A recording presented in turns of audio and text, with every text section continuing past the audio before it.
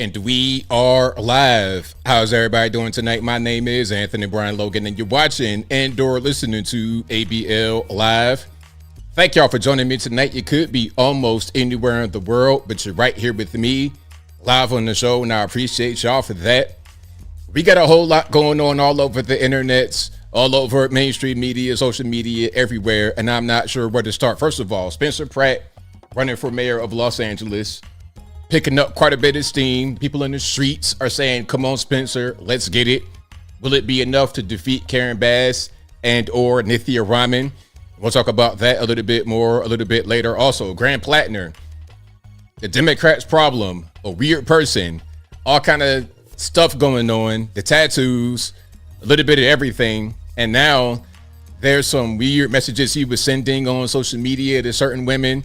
We'll talk about that a little bit more a little bit later. Also, we got the anniversary of our nation, 250 years, 1776 to 2026. There's a big celebration planned with many musical artists. However, a lot of these artists have backed away because they don't want to be linked to Trump. We'll talk about that a little bit more a little bit later. Also, James Talarico has revealed, and some of y'all in here from that on that post on Twitter, James Talarico has revealed his girlfriend. Personally, I don't really buy it. I think it's a cover because he's actually gay. And the issue is that if you're going to run for office in Texas, and if you want to become the president one day, people want you to be married. They want you to be in a committed relationship. We'll talk about that and a whole lot more on tonight's episode of ABL Live. And thank y'all again for being here. You guys are the best audience anywhere on these interwebs. If you like what you're hearing so far, please give the video a thumbs up, like the video, share the video, do all that good stuff. That'll help me out tremendously. Okay, do we have trolls in here already? Is that happening? Shout out to the trolls. Hey, if you ain't here trolling, stay for the show. I think you're going to enjoy it.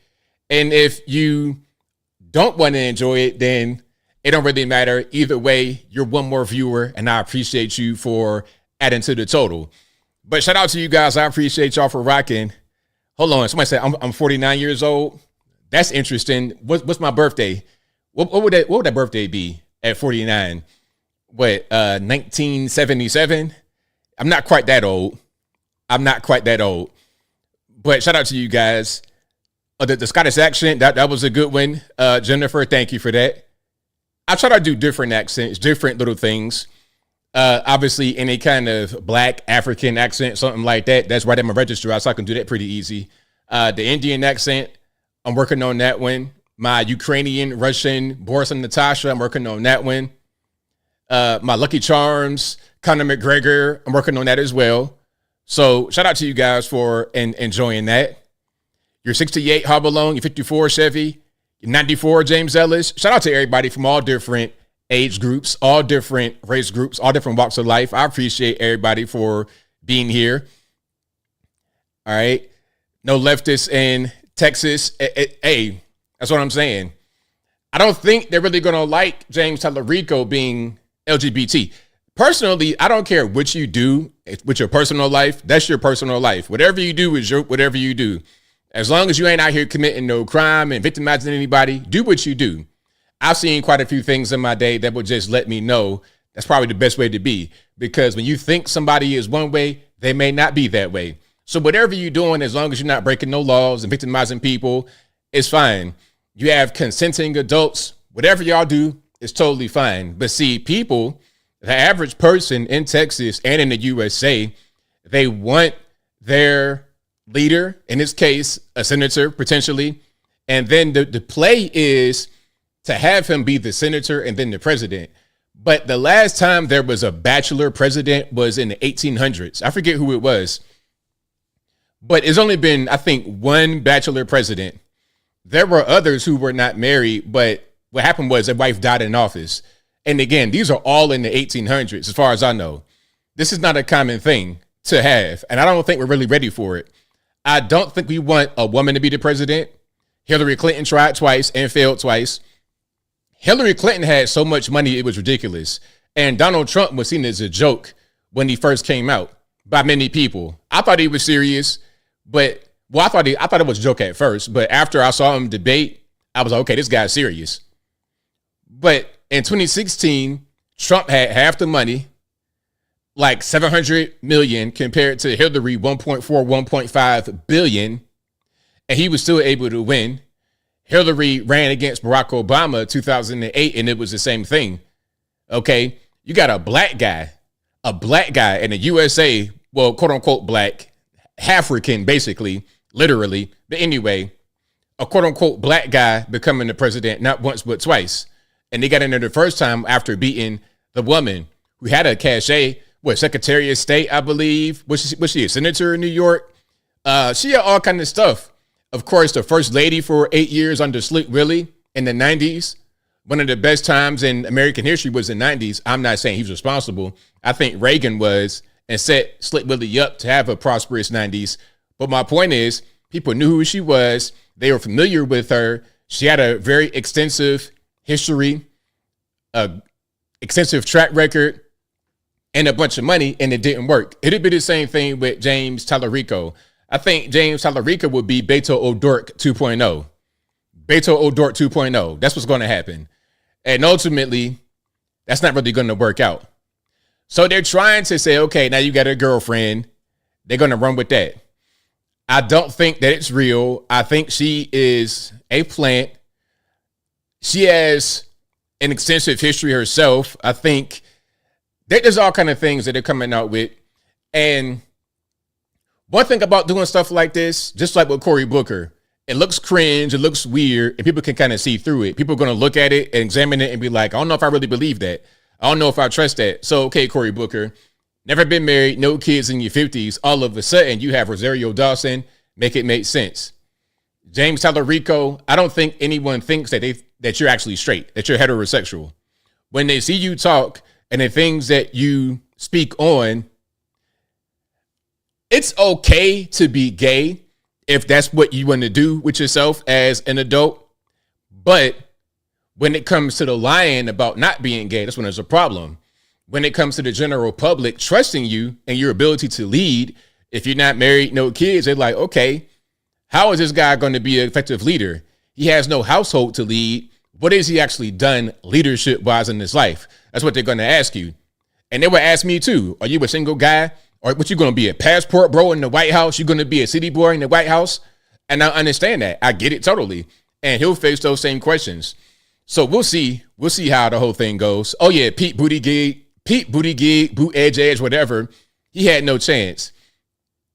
Not only was he, first of all, short guy. Again, y'all know presidents are very rarely below 6 foot tall. Marco Rubio, Big Marco, will be the very first one in a very long time. I think since Jimmy Carter, who was 5'10", anyway, or 5'11". Presidents are normally a certain height. Pete Buttigieg is like 5'8", 5'9" at best. At best. Horse jockey, kind of, you know what I mean?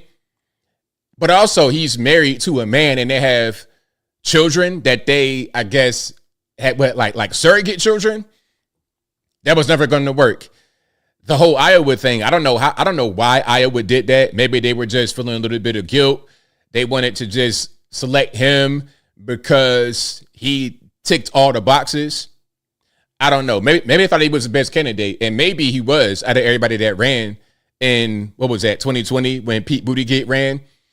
In 2020, who did you really have that ran on the Democratic Party? Not very many people. The pickings were slim. The pickings were very slim at best. You're talking about what? Joe Biden, who was halfway dead.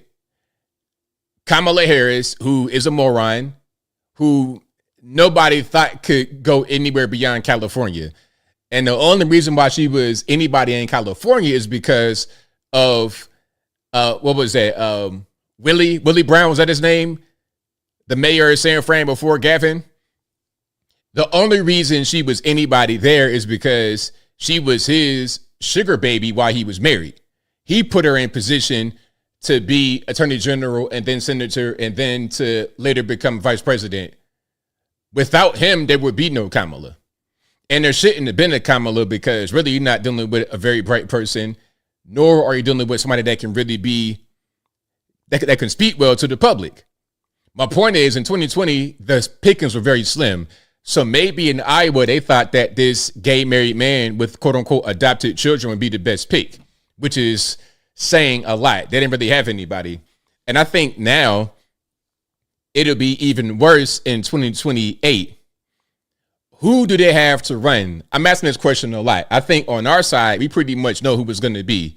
J.D. Vance and or Marco Rubio. That's going to be the top of the ticket. I don't think anybody else has a chance.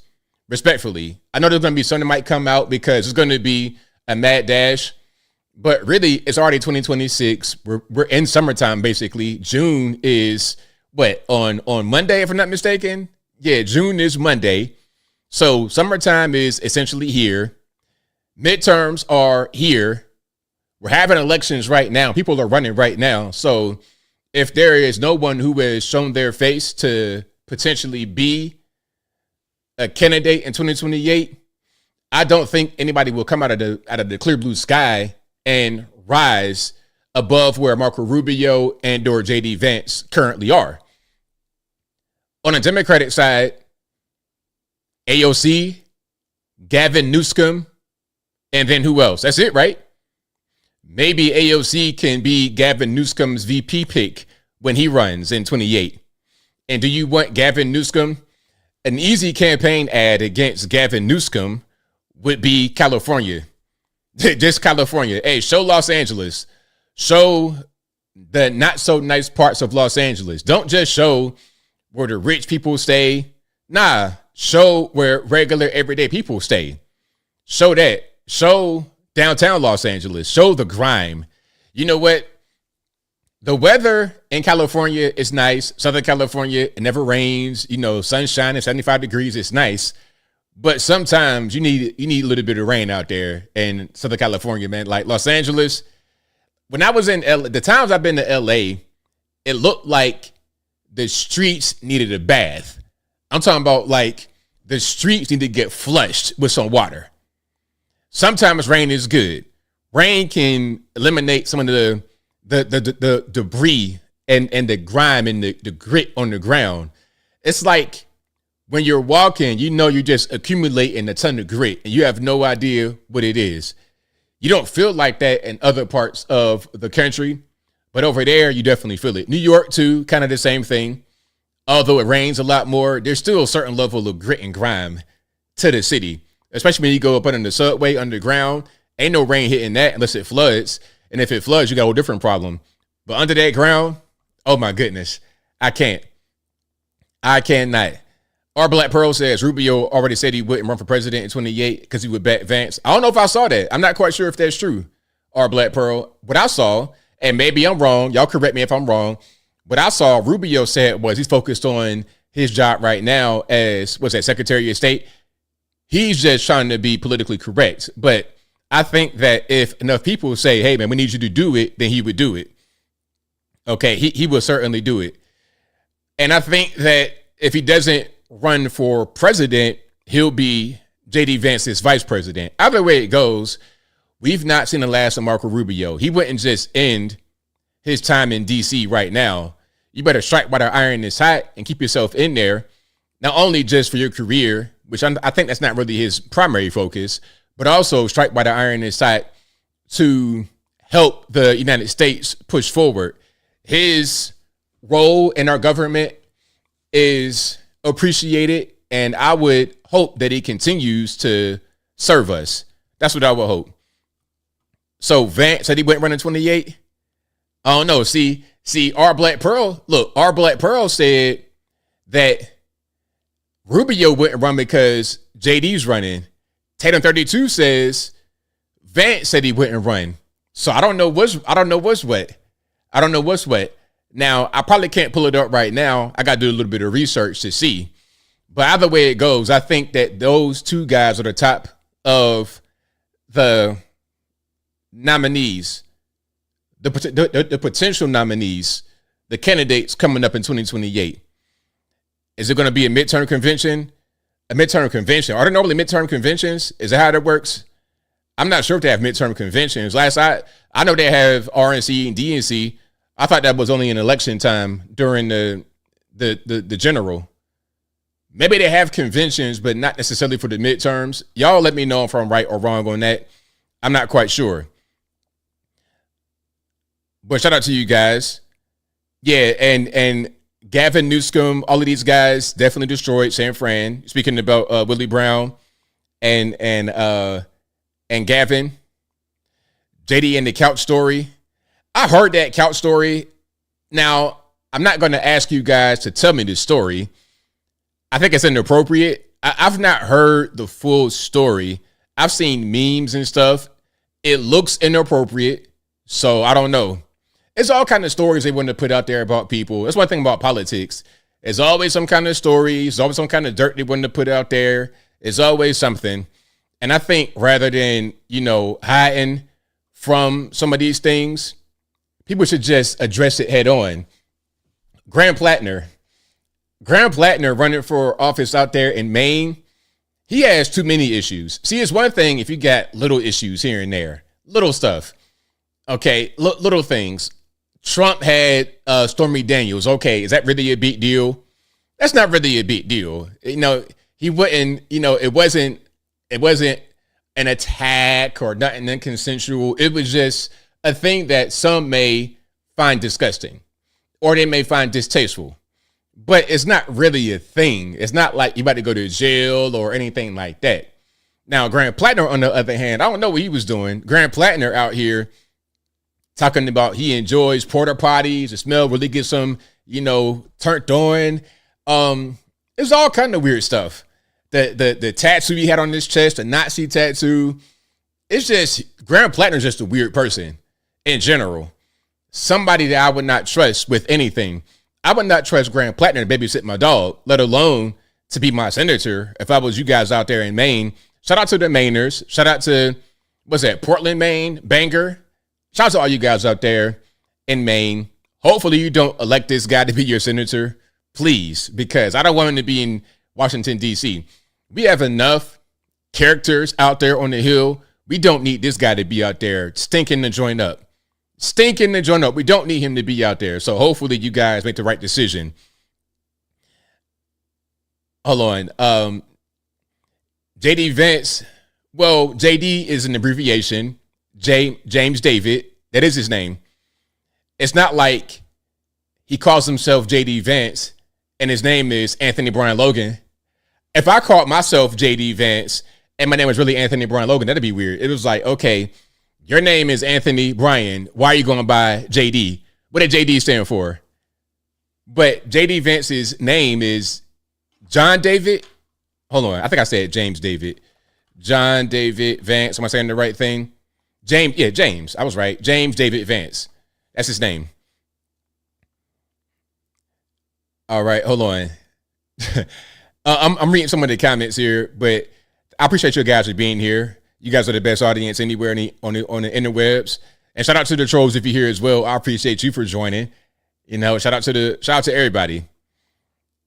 Now, but Spencer Pratt, but Graham Platner, just to wrap that up right quick. Graham Platner, I don't know how anybody could vote for this guy considering all of the weirdness. Again, it's one thing to have a little something here and there, because everybody has a little something, a little teeny bit. Something that may not necessarily be illegal. It may not be a deal breaker for some, but it could be kind of a, what's going on there? I might not like that. But we'll see, because Graham Platner got so much stuff going on. That's not really somebody that I wanted to vote for. But Spencer Pratt, I think, has captured lightning in the bottle. He has a really good chance of being able to succeed out there in Los Angeles, because the thing about LA, and if I'm wrong, you guys out there in California, please correct me. But the thing about LA, they're like, what do we have to lose? When you see the condition that regular everyday people live in, it's crazy. Other parts of the country, even in big cities, it's not quite that way. Even in New York got some stuff to go with it. You got Gotham City happening, but I don't see the level of depravity that I see in Los Angeles. I think New York might have been equal to that or somewhat close to it back in the 70s, maybe, before Giuliani came in and cleaned it up. Maybe Spencer Pratt can be Giuliani. Maybe that's what needs to happen. Bring a Giuliani-esque figure into Los Angeles to get it cleaned up. That's what I hope Spencer Pratt can be. And I think the people of Los Angeles believe the same thing. They want him to come in there and clean things up because it most certainly needs it. Aside from the fact that there's this constant grime, it looks like it needs to be pressure washed all the time. Like the streets is just, aside from the filth, I'm talking about implement policies that will help Los Angeles get cleaned up in the real way. The crime and the violence and all the scamming and craziness going on, get that cleaned up.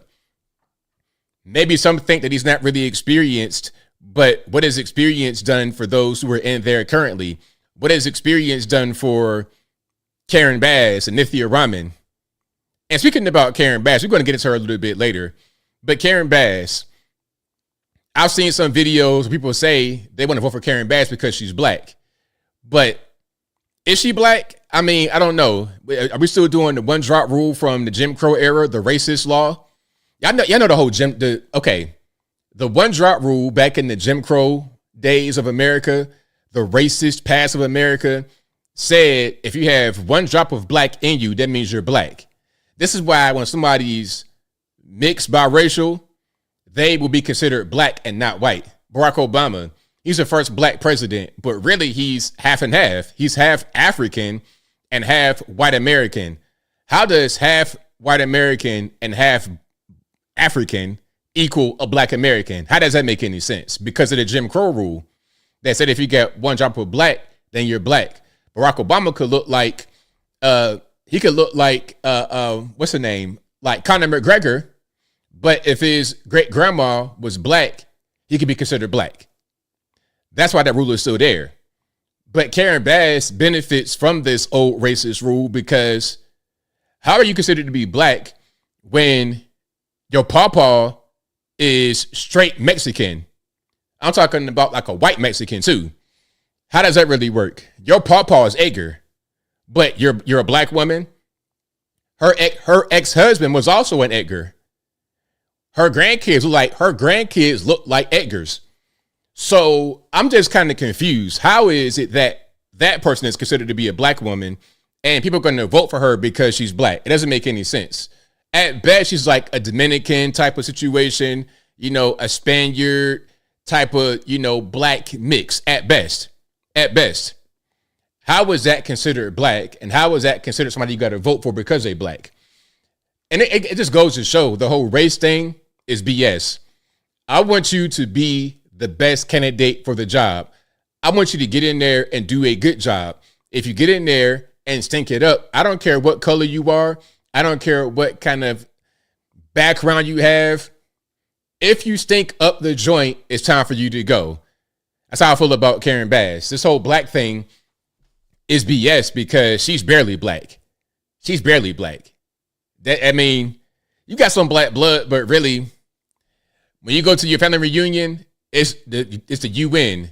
It's looking like Guadalajara and a little bit of South Central, Compton, Watts, Inglewood, all of that combined. But anyway, shout out to you guys. I appreciate y'all for rocking and rolling. Barack is a African. That's right. He is a African. You already know what it is. But what else we got going on here? Okay. So we got our anniversary coming up. 250 years of America, 1776 to 2026. There's a big concert planned. A lot of musical artists. A lot of artists from the past. Milli Vanilli, their name was up there. Vanilla Ice, all these people from the 90s and 80s and whatnot. First of all, the lineup, let me see if I can find a lineup right quick. The lineup was not very, it wasn't really something I would want to go see, So who do we have? Okay. So these people were announced or they were at least advertised. Okay. Martina McBride, Young MC. Young MC, his song might have been in the 80s. When was that song? Young MC. 1989. 1989 was his biggest hit. Milli Vanilli, the Commodores, Morris Day and the Time, Flo Rida, Bret Michaels. So you got a lot of people that would do like lower tier cities performances, basically. And I'm not trying to insult cities wherever you're from a small town or something like this. I'm not trying to insult you, but it is what it is. I mean, this is what I saw when I was in West Virginia. We got a thing called the Multi-Fest in Charleston. Shout out to you guys who know about the Multi-Fest. At the Multi-Fest, we had Chubb Rock. I think we had Chubb Rock. Let me make sure I'm saying the right thing. Yeah, I think we had Chubb Rock. Now, if you know who that is, he was a rapper MC in the early 90s. I think it was him. It might have been somebody else. But he was the host. And then we had Tony. Y'all know who that is. They were out in the early 90s, an R&B group. Speaking about Southern California, it had their song. I ain't going to sing it, but it was about LA not getting no rain. I'm not going to sing it because this ain't the talent hour. But anyway, we had them perform. Now, as I'm seeing them on stage perform, I'm like, hold on. This ain't, it's like phony. Who are these guys on stage? I have no idea. That's the kind of acts you get in small places where it's not going to be a lot of money that they have to be able to give to these guys. But there is an audience and there is some money. That's what you kind of see with the Trump concert lineup. But now, many of them are backing out because it's Trump. I don't want to be linked to Trump, all this and that and the third. Vanilla Ice said, I don't care who it is. It could be Joe Biden. It could be Vladimir Putin. It could be President Trump. I'm going to perform. And I can respect that because really, you're just out there working. If you're still able to eat off of a song from 40 years ago almost, then what's the problem? That's a blessing. You shouldn't be so picky, but maybe you can be if you got a lot of money. But if it's me, I'm not going to turn down most gigs. Now, if it's something really crazy that I'm not really interested in, okay. If it's going to be a bunch of naked males or something, some kind of gay retreat, maybe I don't want to do that. If they're going to have their clothes on and they're going to be doing nothing crazy, okay. But if they're going to be doing some crazy acts in front of me, I don't want to do with that. But beyond that, I don't care.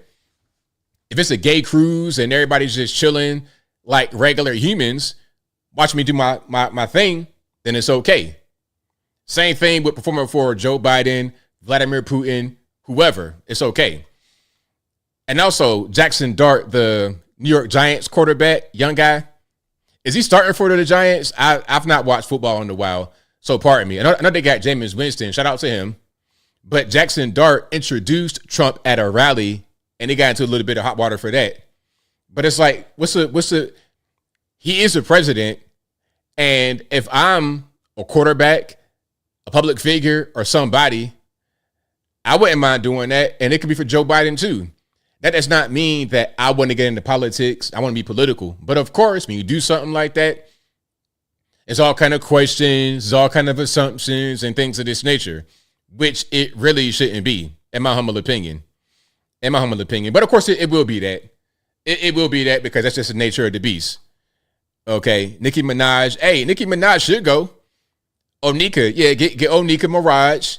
Hey, everybody who Trump rescued from the penitentiary, everybody who Trump helped in this country, all the musical performers, they should go. Okay, Nicki Minaj, who else? Kodak Black, ASAP Rocky.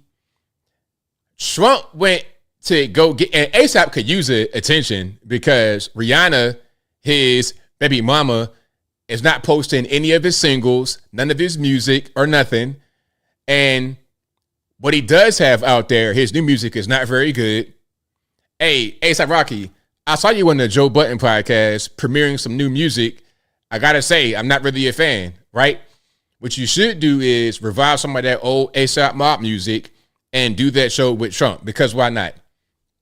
Why not? But that might be, you might get a veto from your wife, Rihanna, or your baby mama. You're not married. You might get a veto right there because she might not want to be linked to Trump. But if he was just a single guy and was not under the authority of Rihanna, he should go do that performance with Nicki Minaj, Kodak Black, and everybody else. Kanye, hey, you know what?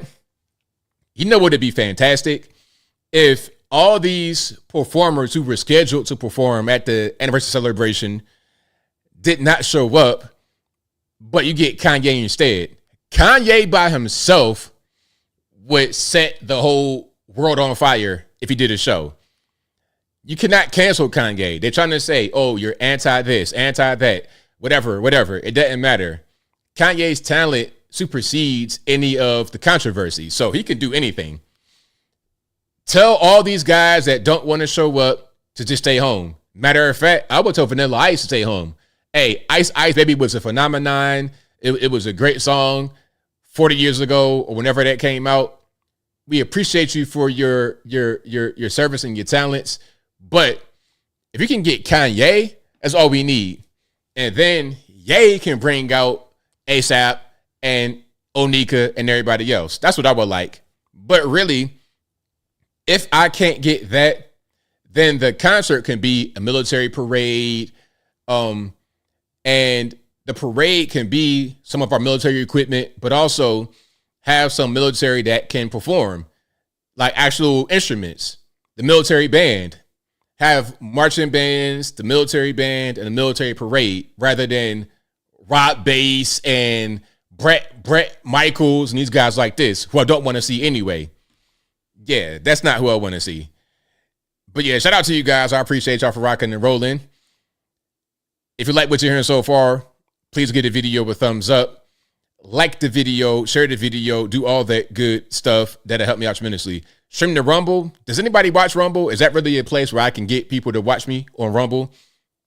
Now, I do have a Rumble. If you guys didn't know, I put all my long form content on there over on the Rumbles. So if you want to check me out over there, you can. But streaming the Rumble, does it really work?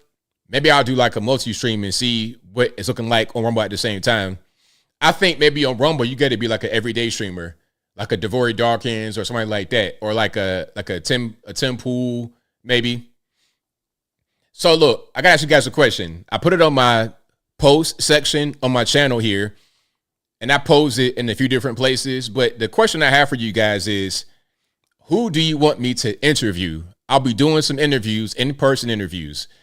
I've done stuff like remote, the Google Hangouts. Those are cool, and I'm not against doing that. But I think in-person interviews are always better. In a real podcast studio with some nice equipment and the whole 9 yards. I already know how I'm going to do it. I got all that worked out. So who should I interview? Do you guys have anybody that you want me to see interview? Like a person you watch, a celebrity, maybe not even a big celebrity, somebody you enjoy and you want to see us have a conversation. Who would that person be? Y'all let me know. Now, I got a few names already, but I'm trying to collect more names. So as you guys give me the information, I put it into my internal Rolodex, and then you may see your person become selected. And as you guys are answering, when I put it on my social media platforms, the same question, people were saying, hey, interview me. Now, that can be possible to interview just, regular everyday people, because I want to do street interviews too. So we're going to do podcasts, in-studio interviews, and we're going to do street interviews randomly. And I already got a spot planned out. Hey, I got a good spot planned out near where I live, and I have other spots targeted in other parts of the country. But I ain't going to tell you until the time comes. So I'm going to read some names you're saying. Nick Shirley, I had Nick Shirley on my radar. Yeah, I got a few names written down who I want to get, and Nick Shirley is one of them. The Pop the Balloon host, you talking about Arlette and her husband? That'd be a good one. I'm not sure they want to have me though, because they're not political at all, I don't think. But I would like to do that interview. That'd be good. Mark Levin, The Quartering, Steven Crowder. Who else? Razor Fist, Matt Morris, Tommy Robinson, Marco. I love to get Marco Rubio. That'd be great. That's a dream. Greg, BCP, yes, absolutely.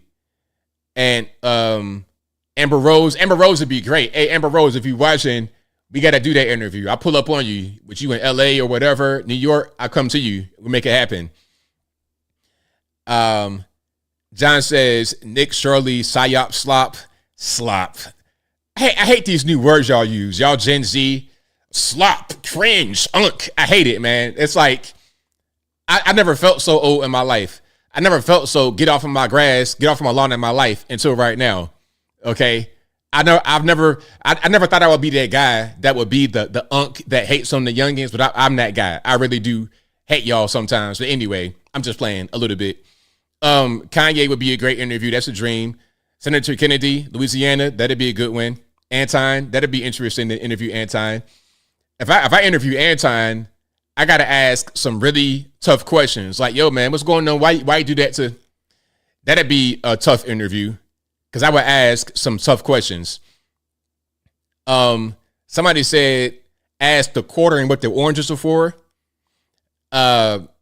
Candace would be good, but she gotta leave her studio. Like, we need to be in person. Either I go to her or she come to me. Like, what I mean by that is either I go to her studio where she records, or we go to a studio where we can record like a neutral territory, not to my house, but to like a neutral studio. Hey, Nashville ain't nothing but a drive, Candace. If you're watching, Nashville ain't nothing but a drive. I will ask some tough questions. I will ask you about George Farmer. I will ask you about a lot of different stuff. So that might not be, because with me, it's never going to be a softball interview. If I interview somebody, I'm going to ask tough questions. I'm going to ask what you guys want to ask. I'm going to ask what you guys are thinking. That's my purpose of doing interviews. Lou Valentino, yes. Shout out to my nephew, Lou Valentino. Not literally, figuratively, but I like Lou Valentino a lot. Good guy. Myron Gaines would be a good one. Tom Holman, Jesse Peterson, JFK Jr., a.k.a. 10717. I have no idea what that means. Maybe I'm kind of retarded. I don't know. Who else? Nick Sortor broke an Antifa story. I saw that when he infiltrated Antifa. I saw that. But who else? That Talarico, that'd be funny if I could interview him. Vince Everett Ellison would be a great one. Jericho Green, yes. In studio with Jericho Green. Shout out to Jericho. Good dude. Good dude. Really good dude. Let me see. Alex Jones, Sean Ryan. A lot of good ones. Andrew Williams.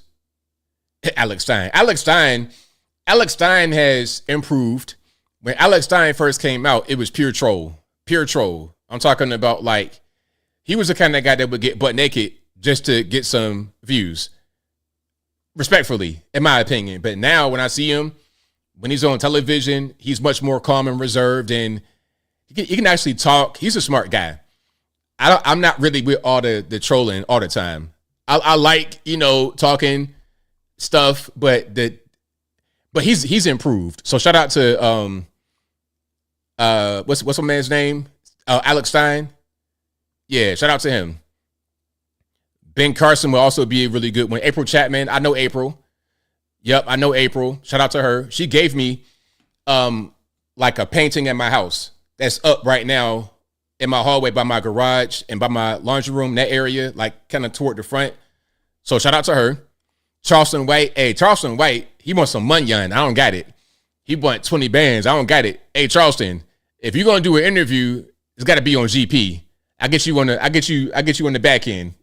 I got you on the back end, man. You want $20,000? I don't got it, man. You better go to DJ Vlad for something like that. I can't do nothing with it.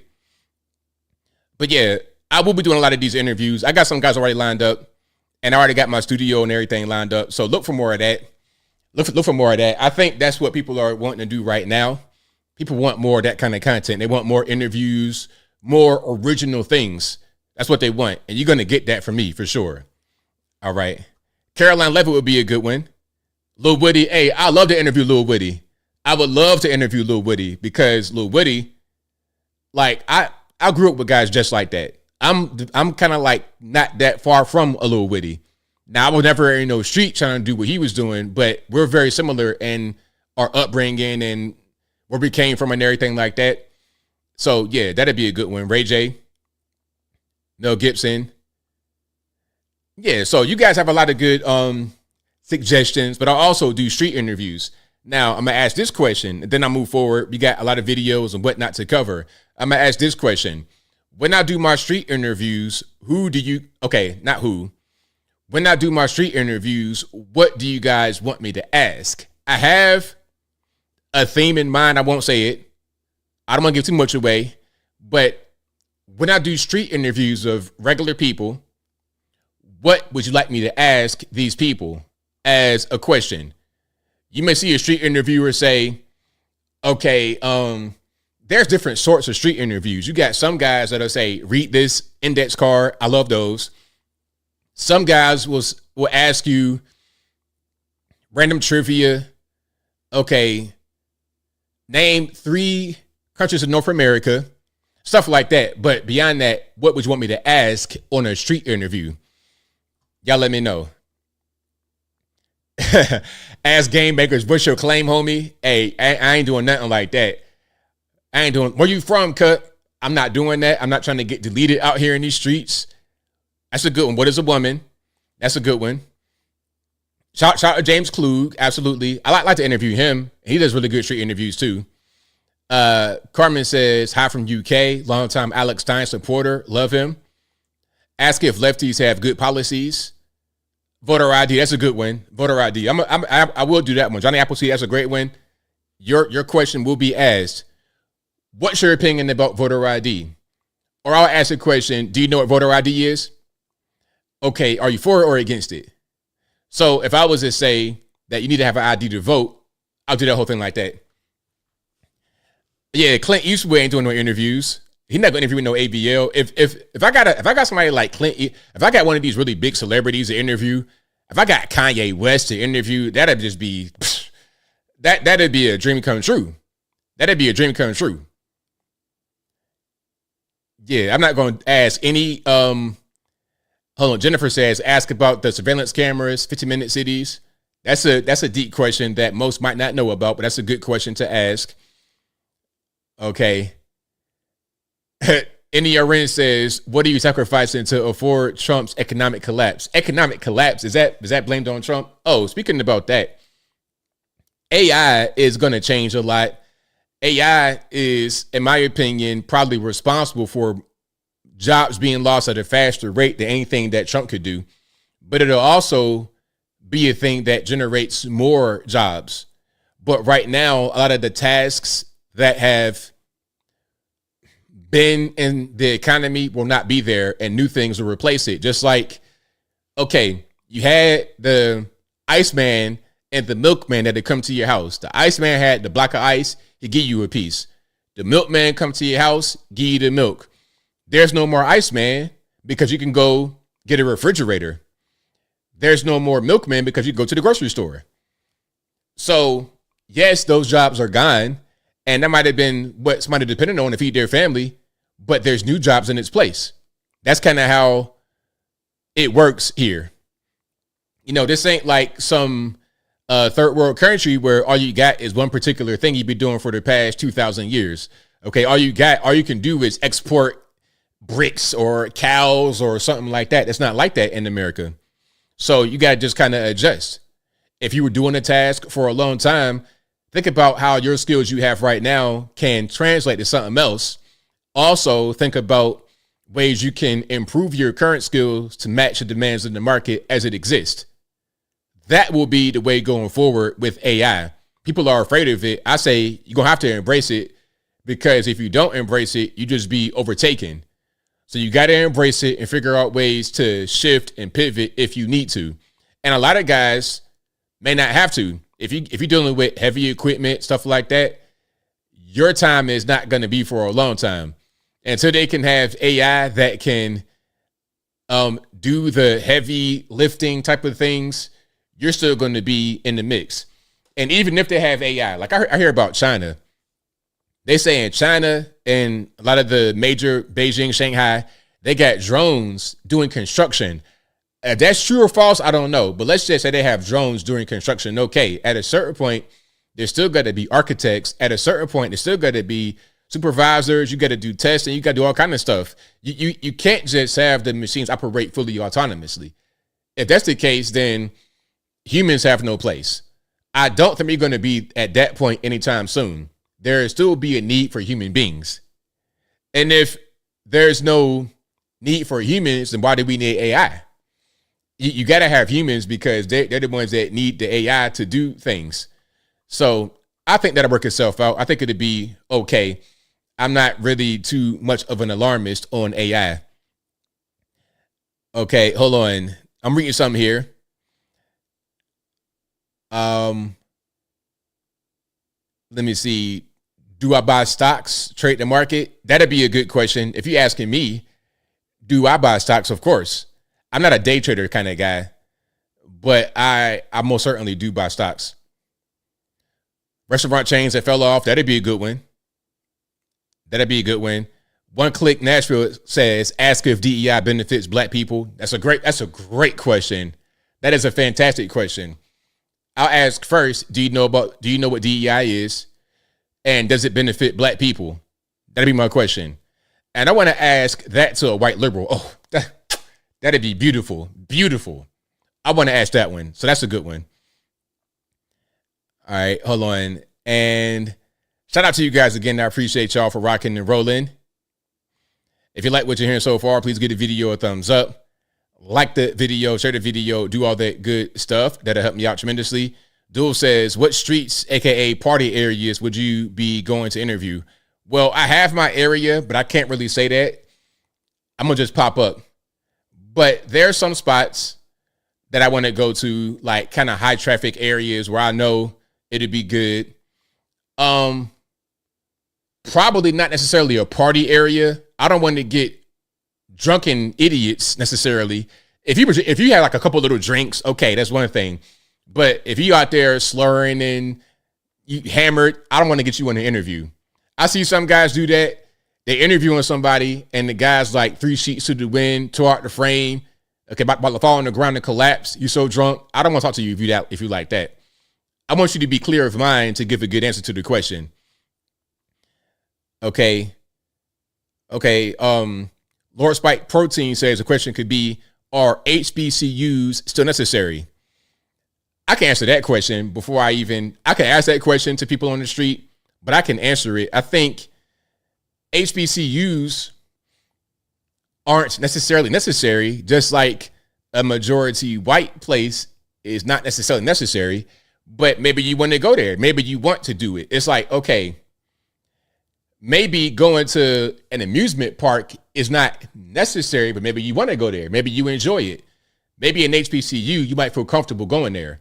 And a lot of people, what they do with HBCUs, they go there to try and learn how to be black or to be around more black people. If you are a black person and you grew up in the mostly white area, you may not understand certain cultural things about being a black person or black American culture in general. So you go to HBCU to learn. And, some may think it's not necessary and some think it is necessary because they want to be more in touch. It's okay. It's just like some guys, okay, if you grew up in the hood area, you go to college far away and it's mostly white because you want to get involved in that culture.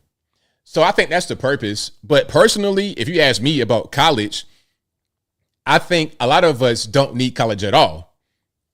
Whether it's mostly a black college or a white college, if I was to be asked that question, I would give that answer. But it'd be interesting to see what others think. So that's a good question. Anyway, shout out to you guys. I appreciate y'all for rocking and rolling. Hold on. Morgan says, I think the difference is that it's not specified for white campuses. What you mean? It's not, you don't have to be black to go to HBCU. That's a common misconception. You don't have to be black to go there. You could be a white person. I've seen white people go to HBCUs and pledge. Yeah, it's okay. I done seen the white Q dog, like Shaq. I done seen white Q dogs. So you don't got to be black to go to HBCU. It's just a place that is historically black because at one point you had to be there. I might do a video about that to explain these things because people just don't know. And that's part of the thing. People want to go to learn. But anyway, shout out to you guys. I appreciate y'all for rocking and rolling. If you like what you're hearing so far, please give the video a thumbs up. Like the video, share the video, do all that good stuff. That'll help me out tremendously. Okay, you asking why it was started, Lord Spike Protein? Well, if you're asking me to ask that question, I can ask that question. But to answer it, for those who may not know, is that it was required because at one point schools were divided by race. You could not be a black person and go to a white college. You had to go to a black college. And also, they were started post-slavery to educate all these newly freed black people, because before slavery ended, it was illegal to educate blacks for the most part. As time progressed, some of that kind of loosened up a little bit, but generally it was illegal to educate blacks, because if you educate blacks, then they rise from the underclass and slavery cannot really function like that. So when slavery ended, they started HBCUs. The government did, by the way, U.S. government. They started these schools with land grants to educate all these newly freed black Americans. And then others started by black Americans, Booker T. Washington with Tuskegee and Hampton. I think Hampton might have been a land grant. I don't remember. But anyway, they were started to educate all these newly freed black Americans after slavery. And then, of course, they lasted throughout segregation, Jim Crow, because you could not be a black person to go to a white school. And then come integration, they still persisted because you still got alumni, you still got a place that exists. It didn't just shut down. Like the all-white school didn't just shut down either. It just accepted more non-whites. And the all-black did not shut down. It accepted whoever, if you apply.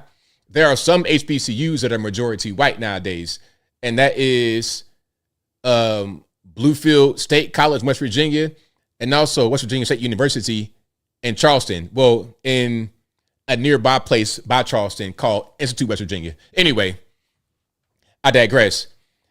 If you like what you're hearing so far, please give the video a thumbs up. Like the video, share the video, do all that good stuff. That'll help me out tremendously. Now, hold on. Tatum32 says HBCUs are hood schools. Well, maybe you're right about that, but let's not act like some of these schools that are not HBCUs are not in the hood. I went to ODU in Norfolk for 1 year, and that was not an HBCU, but it was right in the hood. Hood. It was not a hood school per se, but it was in the hood. The location right there in Larchmont in Norfolk. Oh my goodness. Ghetto. There was a shooting right there recently. Like it. Anyway, let's keep going here. We got a few videos we're going to show. We're going to show a few things, but first of all, shout out to all the sponsors. You guys, of course, are watching the video. You guys are the very first sponsor, but also shout out to patriotpost.us, your best source of news and information anywhere on these interwebs. Their link will always be in the description, or go to patriotpost.us in your browser. Tell them that ABL sent you. Also, go to the merch website, ablmerch.com. That is ablmerch.com. We got the hats, t-shirts, stickers, hoodies, mugs, and more right there on the website, ablmerch.com. Also, please go to my regular website, anthonyblogan.com. That is ANTHONYLOGAN.com. Go to the front page of the website for articles on each new long form video I produce. And in each article, you'll have sources from the left, from the right, from the center, from the Democratic, Republican, politically agnostic, local, national, international, whatever you want. I got it right there on the front page of the website, anthonyblogan.com. Also go to the contact page of the website, anthonyblogan.com/contact-us. They'll be able to find my email address, my SNAML address, my UPS box, of course, my social media accounts, my Facebook, Instagrams, Twitter, never going to call it X, TikTok. All those links are right there on the contact page of the website, anthonyblogan.com/contact-us. And as I always say, if you think you're talking to me on the internet, you're probably not. If you did not email me first at contact@anthonyblogan.com. Again, contact@anthonyblogan.com. If you did email me first, it's probably not me talking at you in the comments or in the DMs. It's going to be a scammer. It's going to be due over in India. No flip-flops. Straight feet on the ground. Okay? Feet on the ground. It'll be due over in Eastern Europe, Ukraine, Moldova, Belarus, Russia. Rocky and Bullwinkle. If he dies, he dies. Ivan Drago. It'll be a guy like that trying to scam you out of your hard-earned monies. Or it's going to be a guy, might look just like me, Lagos, Nigeria, in the hovel. No flip-flops, no shirt. Just, you know what I mean, with old phones, just trying to make it happen. Okay? Trying to get a little bit of money, just get something to eat. It's not going to be me. So do not take the guy seriously. Don't bother with the guy like that. It's not me. But anyway, let's keep going here. We got a few things to show. So Jeff Bezos getting into the rocket game with the Blue Origin blowing up right there on a launch pad. Now, this was a test of the rockets. Test of the rockets out there in Florida. It was not a test launch per se, but they were testing the rockets. Now, when I put that as an explanation, when I posted the video on social media, people were saying a test explosion. No, they were testing the rockets and the test failed. Okay, so nobody was harmed. It was just a test of the rockets, and ultimately the test failed. This is going to be Jeff Bezos's Blue Origin rocket program. Okay, so yeah. Elon Musk would never. Hey, Elon would never. Maybe he would. Elon is great. I like Elon a lot. He's probably like one of the best guys to do what he does in the world. One of the biggest brains in the world. So shout out to Elon. Now, this was footage of it from a JetBlue flight. Imagine yourself on a JetBlue flight and you see something like this. Like, imagine, there's no sound on the video, but imagine you're just flying and then you see that in the distance. If you see that, what are you thinking? Oh man, it's all over with. They didn't got us. we got nuked. If I saw that, I'd be like, oh man, there's an issue. But maybe I might say there's a launch, because if you're in South Florida, you're gonna have launches and whatnot that happen. Was that SpaceX and all kind of stuff. So maybe I would have thought it was that. But if I was just kind of not thinking, not knowing where I was, I would think it's all over with. If I see that in the horizon, a mushroom cloud. Now, that might be kind of a small mushroom cloud to be a nuke or something like this, but I would be concerned. I'd be most certainly concerned. You would think aliens or Iran. Yeah, it could be. I would think Iran for sure, because if we are in a hot war with them and we're striking and we're worried about Cuba and whatnot, hey, you never know. It could be some kind of underground missile place. You never know what's going on. Okay. You never know what's going on. But anyway, now this is going to be about Spencer Pratt and Karen Bass. Now, Karen Bass, the current mayor of Los Angeles, back when you had the LA riots, 1992, she said it was a good thing that the Korean stores got burned down to the ground. Now, that's not very nice, Karen Bass. Why would you say something like that? So if you are a Korean in Los Angeles, why would you vote for Karen Bass? Why would you vote for, even if you're not Korean, why would you vote for a person who says, let's burn down Korean stores because that's our objective? Back in 1992, during LA riot, Korean-owned stores and business were all burned down to the ground.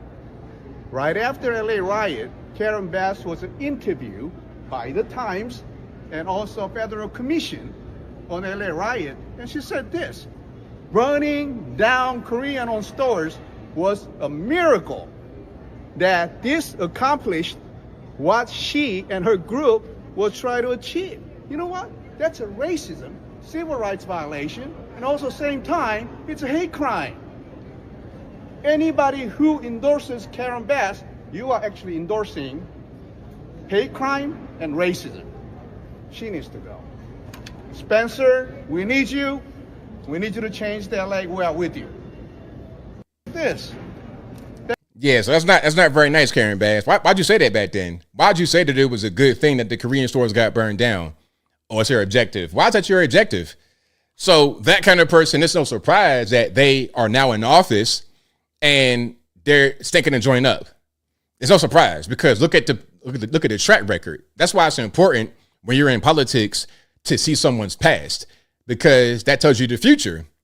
That tells you the future. If you got an awful track record, if you have bad ideas from years ago and your ideas have not changed, they've not improved, if you get to be in office, you'll probably do a bad job, which is what Karen Bass has done, in my humble opinion. Now, that's funny. She gonna disagree Ghana, Ghana. That's funny. Anyway, so some of us think that Karen Bass is a black woman, which is kind of up for debate. And the only reason why, excuse me, and the reason why they want to vote for her because she's black. Who do you want to win as mayor of LA? Karen Bass. And why Karen Bass? Black pride. Okay, anything else? No. Just that or some policies or something like that that you can share? Nah. Who do you want to win as mayor of LA? Karen Bass. And why Karen Bass? Black pride. Because she black. That's the only reason. She black, allegedly. Allegedly. Now, if you ask me, being black is never enough to get me to vote for you. Your color is unimportant. Are you competent? Are you going to be a good leader? Are you saying the right things? Do you have any kind of track record? Like, are you somebody that I can trust, that I can believe in? Your color is not really important. You know what I put above color? Your gender. How about this? Male, female, and other. That's how I rank you as far as if you get my vote or not.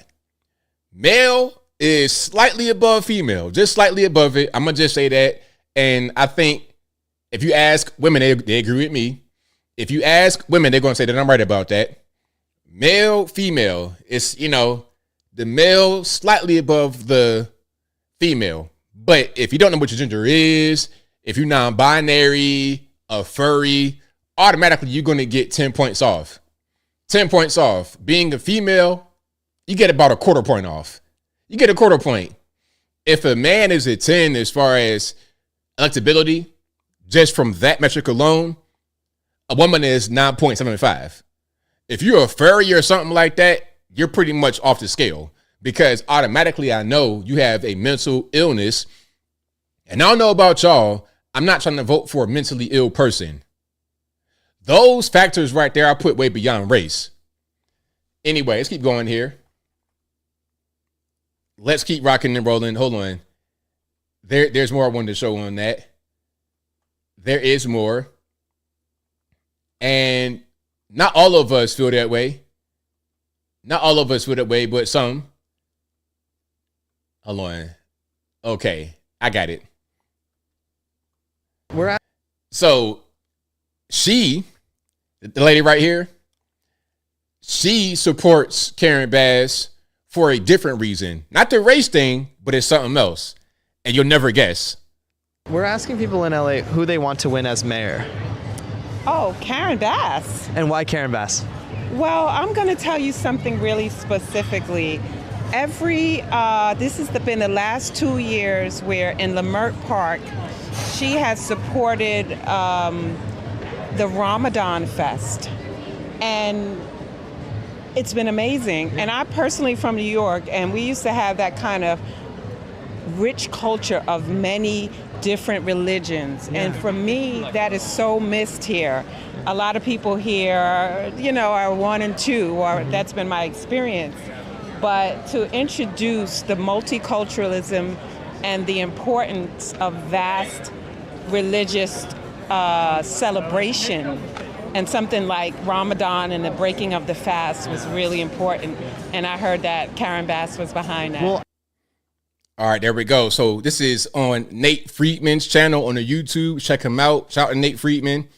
But yeah, I'll be doing stuff like this. Look out for ABL out there asking these questions. I have quite a bit to ask the general population, but that's why I like stuff like that, because you can never predict what they're going to say. Ramadan, why is that a thing that even matters? Who cares? Okay, a Ramadan fest, fantastic. Is that enough to be a mayor? Maybe you could be in the administration as, like, I don't know, the events coordinator, the party planner. But if you plan a good party or a party I like, that's not enough to be the mayor. If you put on a cookie festival, I'm going to show up and be a big back and gain 15 pounds on GP. Hey, if you put on the festival, they say, okay, free cookies in downtown Chattanooga or in Atlanta. Oh my God, listen.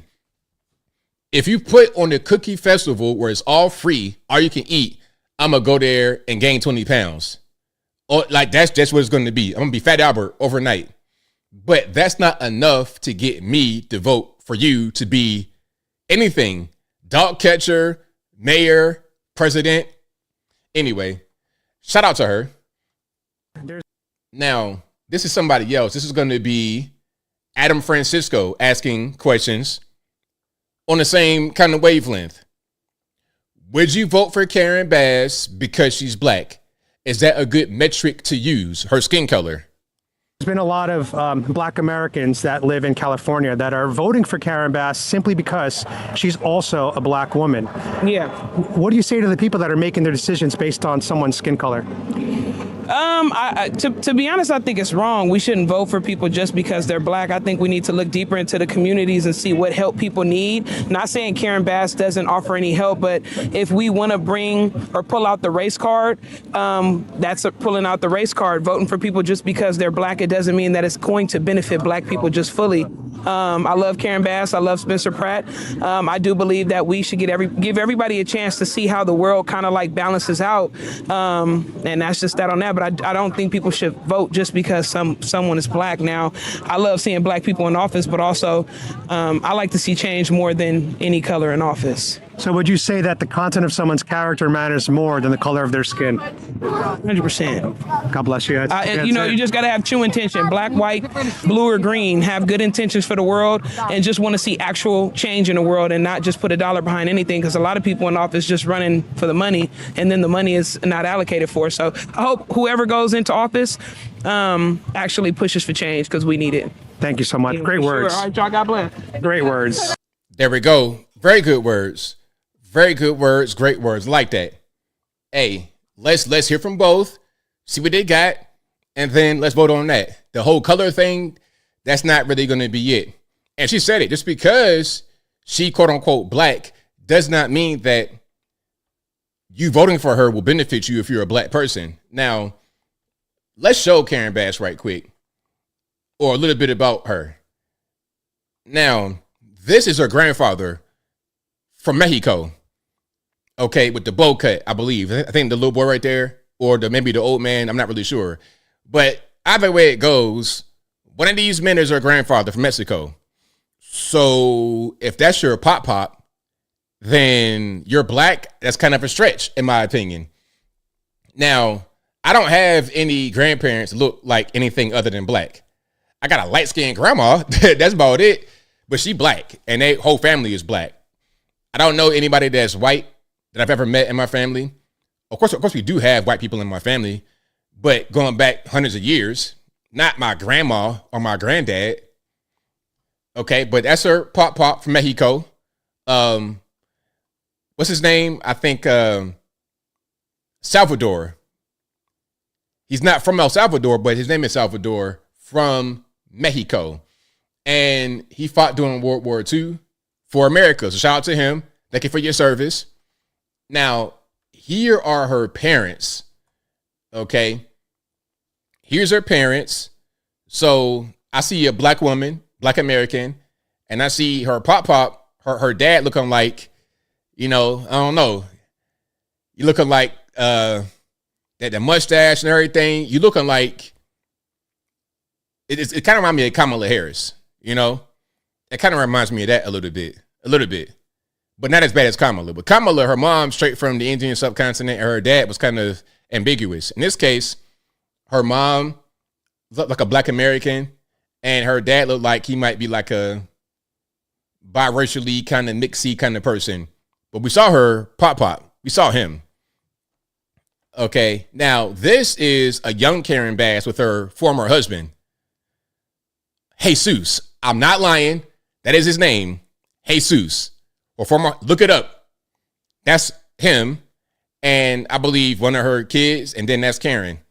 Now, I don't know about y'all, but I think that Karen looks a lot more like her Hispanic husband than she does with a black woman. Now, to me, it doesn't really matter that much. But if you're going to say, oh, she black, I can't tell. Barely, a little bit. Now, here she is with her grandkids, and we got Edgar. Okay, so I'm just saying, calling Karen Bass black is a little bit of a stretch. A little teeny bit. And shout out to the Edgars, you know what I mean? But if that's your grandkids, then I can already see kind of what's happening. Is her family more Mexican or are they more Black American? I don't know. You kind of get like little blurred lines in California where you got Mexicans and blacks, and it's not very many blacks, so it kind of be some blurred lines out there. But if we're going to talk about race, let's not just say she's blanketly black and leave out the Hispanic heritage, which is obvious. All right. Now let's keep on going. Now, speaking about black and brown and whatnot. Okay. Is there black and brown solidarity, meaning black people and Hispanic? This guy with the NAACP shirt on was talking about that, and the reaction he got from the crowd was not what he anticipated. The numbers, what we can have is that solidarity, because our cause is our cause. So we all know that we want to be able to eat. You know, we should all be able to eat, to flourish, to be able to be happy in this city. And so whatever that looks like to you is what needs to be communicated to the powers that be. Solidarity with whom? Could you describe who need to be in solidarity with? I'm confused. For me, that's black and brown people throughout the city. Hey, why are you booing? Why are you booing? What happened? That was unexpected. Well, I'm not sure what the issue is there. If it's a numbers game, we're going to have the same problem. But where we... Hey. Yes, it didn't go too well, NAACP. That did not go too well at all. This whole black and brown and we're all the same. That didn't go too well, sir. That's not really a thing. So, hey, respect. Was that Phil? I was wondering if that was Phil. The voice didn't sound like Phil Scott. It's Phil from the Advice Show. That did not sound like Phil when he talked. Looked just like him, though. But yeah, if that's him, shout out to Phil. But what do y'all think about that? The black and brown solidarity. Now, personally, I don't care what color you are. As long as we're on the same page with what we want for the country, it's all good. But when you try to lump groups together, it doesn't really work like that. Mexicans and blacks is kind of a separate thing. And it's okay. As long as we can just work together when needed, it's fine. Or we can just not be adversarial toward each other. I'm not trying to say we got to be together. And of course, they're not trying to say that either. That's not really a thing that goes on. Now, speaking about black and brown and all kinds of stuff, this is Fidel Castro's daughter, Alina Fernandez, addressing the rumors of Justin Trudeau being Fidel Castro's son. Okay. And hold on. Can I get a side-by-side of Fidel? And, wow, look at this. It's crazy. So this is Fidel Castro when he was young. That right there, that's Fidel Castro when he was young. Now, to me, he looks just like Justin Trudeau. Let me see if I can get a side-by-side of them when they were both young. Let me see. I might not be able to. I'm going to just put up a regular picture of Trudeau. Yeah, here we go. So that's Castro right there, Fidel Castro. And there's Trudeau. Do you see a resemblance? I think there's a striking resemblance. And we're going to get into it. Okay, there's Castro. Now, here's them side by side. For years. Okay. And again, this is going to be Fidel Castro's daughter addressing the rumor. Is Justin Trudeau Fidel Castro's son? For years, we've heard rumors that Justin Trudeau, the former Prime Minister of Canada, could be your half-brother. What do you think of that? The only thing I can say is that his mother used to visit the country very often. Well, that may be a tell then. I guess that's a half answer. Yeah. Do you plan to call him and maybe find out? No. I won't do it. If he wants, he's going to be welcome, but I won't. I think he keeps that to himself, and you have to respect that. For years, we've heard. All right, there we go. So that's Castro's daughter addressing it. And one key thing that she said was that Trudeau's mom visited Cuba quite a bit. So, hey, you never know. You never know what could have happened. The opportunity was there. The timeline adds up. Hey, to Trudeau, I got 2 words, bro. DNA test. DNA test, sir. Because if you take that, something might pop back to surprise you. I'm just saying. Now, let's go. Hold on, where I wanted to go. Now, speaking about lookalikes, and y'all said this before, and I got offended, but now I kind of see it. Okay, I kind of see it. Going back to the whole Karen Bass thing, right quick. This is Samuel L. Jackson giving his endorsement of Karen Bass.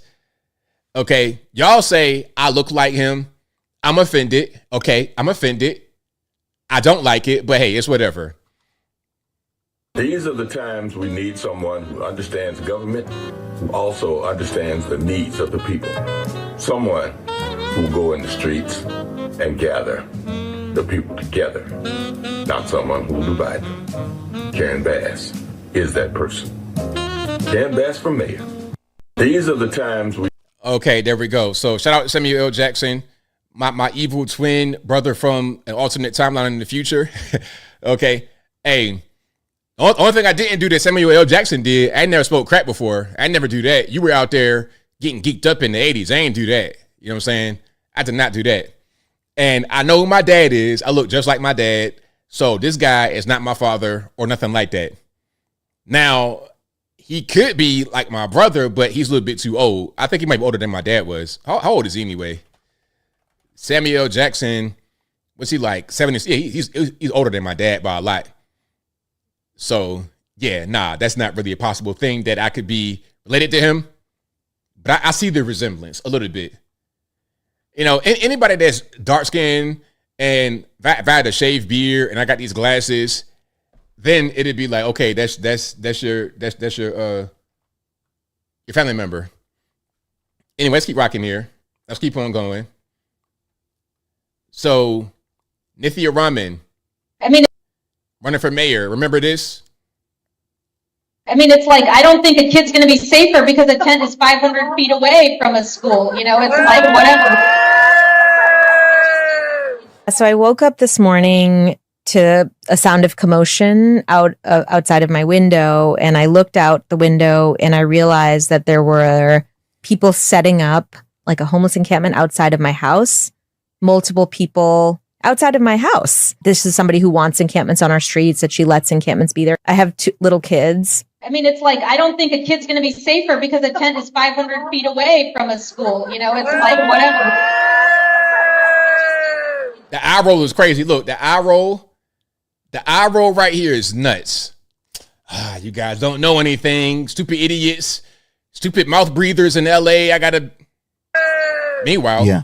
They didn't see it, luckily, this morning, but it has definitely, this has gone far beyond what I expected the campaign to be about. I, again, thought it would be about bike lanes and management of the Department of Transportation. Yeah, they go the eye roll, the infamous eye roll. And yeah, so you have some people doing a little bit of friendly protesting by setting up a quote unquote fake homeless encampment outside of her house. Because she seems to think it's not really a big deal. You know, 500 feet away from the school was whatever. To her, the homeless encampment's not really a big deal. So since it's not really a big deal, Karen Bass, let's let you experience it firsthand. Let's let you experience this thing firsthand. Again, this is going to be a homeless encampment, quote unquote, outside of Nithya Raman's home in Los Angeles. And of course, she is running for mayor of Los Angeles. Fake homeless encampments set up outside LA City Councilwoman and mayoral candidate Nithya Raman's home. This is happening all over the city, and we brought it to her doorstep so she can see what other people are going through. A man who claims he helped organize the stunt spoke exclusively with Fox 11 with his face covered. All the political violence that's been going on, it's really important that people, protect their identities. Tents, trash, old tires, and a barbecue Monday morning, all outside Ramen's home. Basically doing a parody ad for her. Like if we were in charge of her campaign, this was the ad that we would make. They feel like this draws the line. Yeah, I think that, it's a public street and I can see where she's upset, but think about everybody else that's going through the same thing constantly that are being ignored. Fake homeless encampments set up outside LA City Councilwoman and mayoral candidate Nithya Ramen's home. This is happening all over. Hey, so shout out to them. Shout out to them. I'm glad they did that to let her know, hey, this is what it really is for the majority of us. Regular, everyday Angelinos out here, we got to deal with this. You got to deal with it. All right, now, let's move forward here. Anti-ICE protesters, they're still out there doing it. They're still up to their old tricks, getting in the way, causing problems, being annoying, being a nuisance, being a pest in general. Here they are, I believe in New Jersey, if I'm not mistaken. My man right here driving this truck, this big truck, trying to work.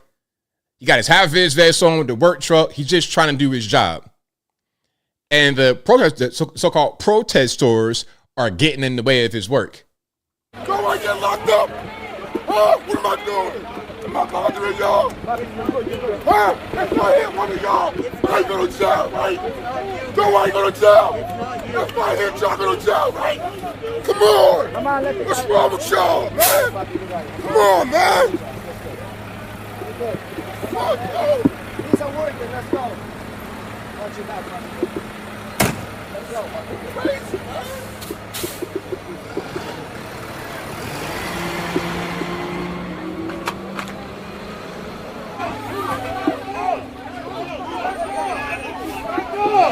Back up! Back up! These guys are not the enemies. People are inside fucking. I understand that. And that's why we're here. But these people are working. I'm not afraid of anything. What are you afraid of anything. Do you want to stop ICE? Do you want to stop them? This is not stopping ICE. That's ICE over there. What are you doing? These people are not ICE. Protesting. You come onto other people's lands. You got to think about what you do and how you represent the people that are there. See, look, all these people, this is like the scum of the society, the lowest people, the people that really shouldn't even be allowed to be outside. You got transformers, you got a little bit of everybody, people that just really shouldn't be among general society. They're out there blocking the way. What are you accomplishing by blocking the road? When I'm trying to work, I got my work truck, high-vis vest, I'm trying to make a living, trying to put food on the table. What are you accomplishing by blocking me and prevent me from going forward? And then some in the comments were saying, well, they did it before. You let one truck through and then ICE gets through. Okay, well, what I got to do with me? I'm just going to work. So whatever you got going on, whatever your beef is with ICE, handle it with them. And really, get out the road in general. There's no excuse to block the road because you don't like ICE. If you don't like ICE, so what? Protest peacefully.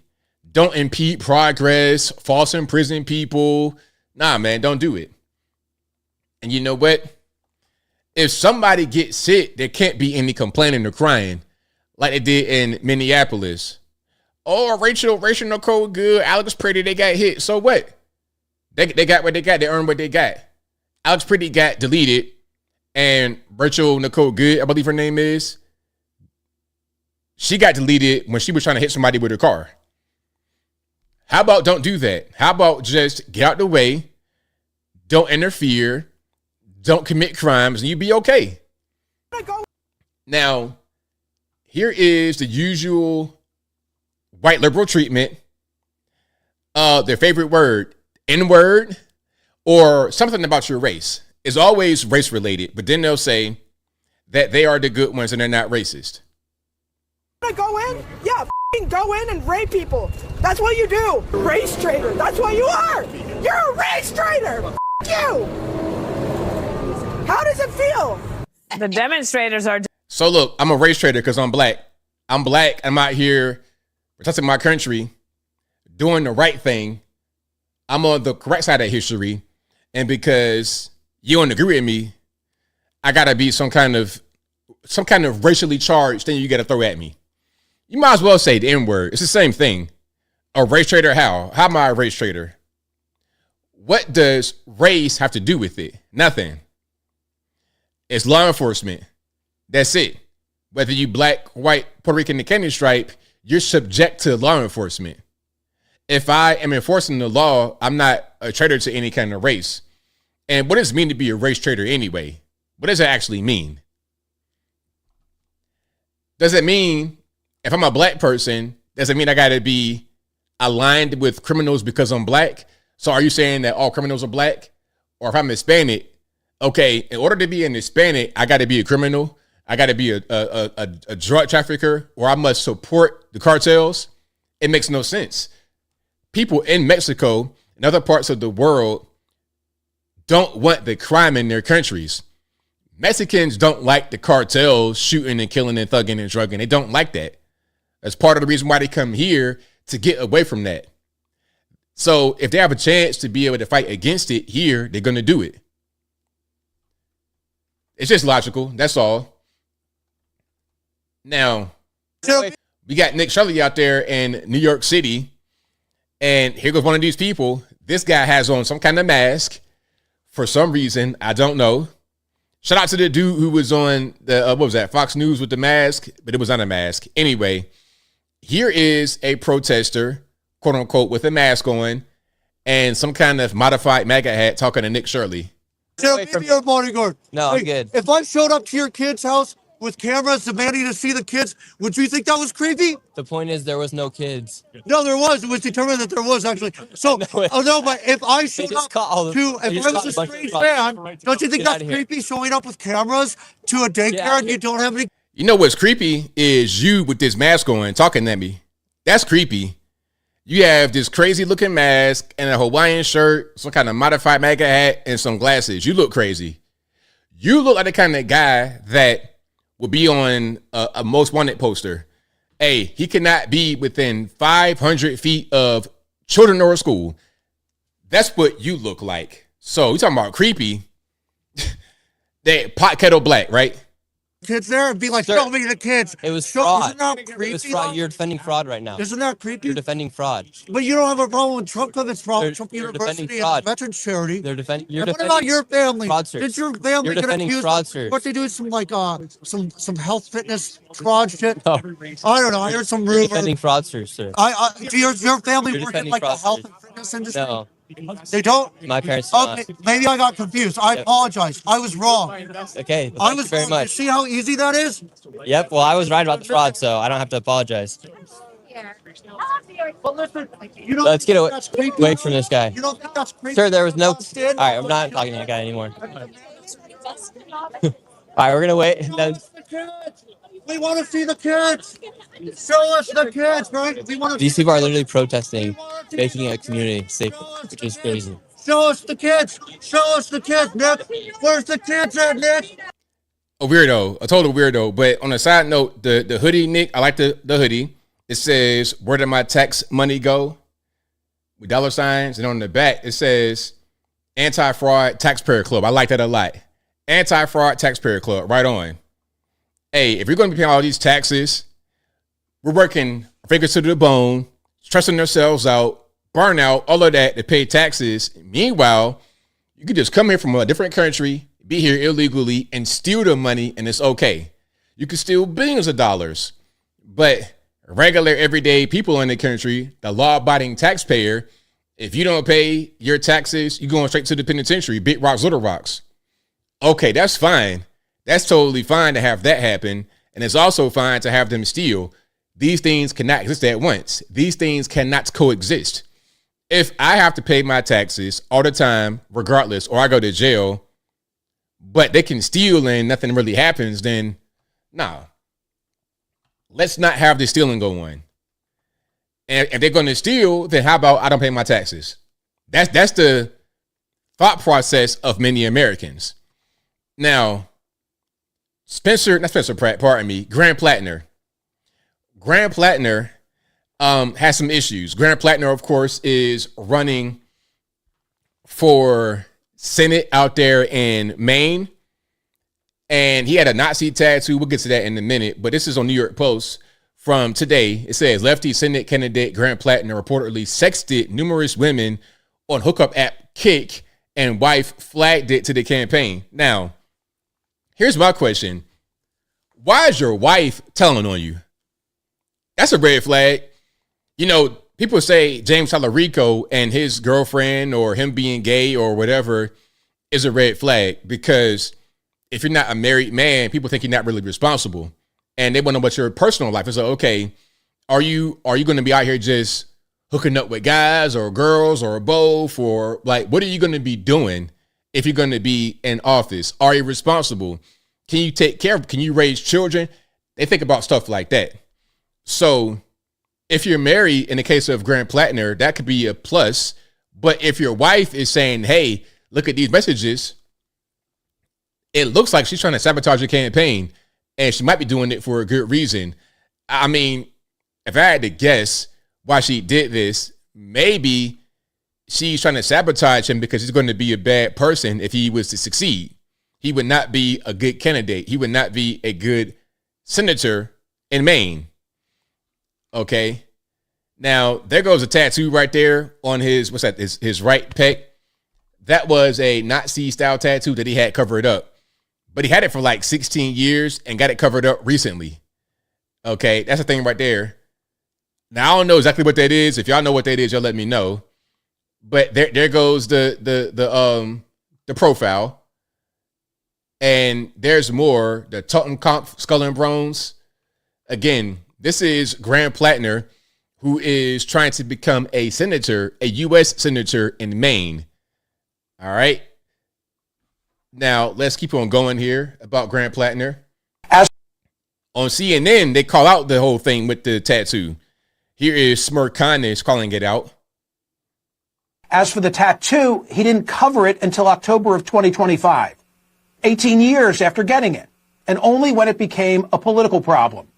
Think about that for a moment. 18 years of getting out of the shower, 18 years of looking into the mirror and seeing the Totenkopf.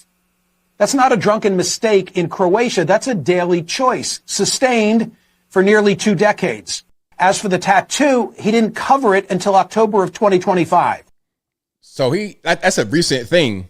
He just covered it up. And I don't want to keep his chest on the screen too long, but he just had that covered up like not even a year ago. October 25 just happened. Okay, I'm trying to become senator, so I got to clean some things up and get his tattoo covered up. Weird. Totally weird.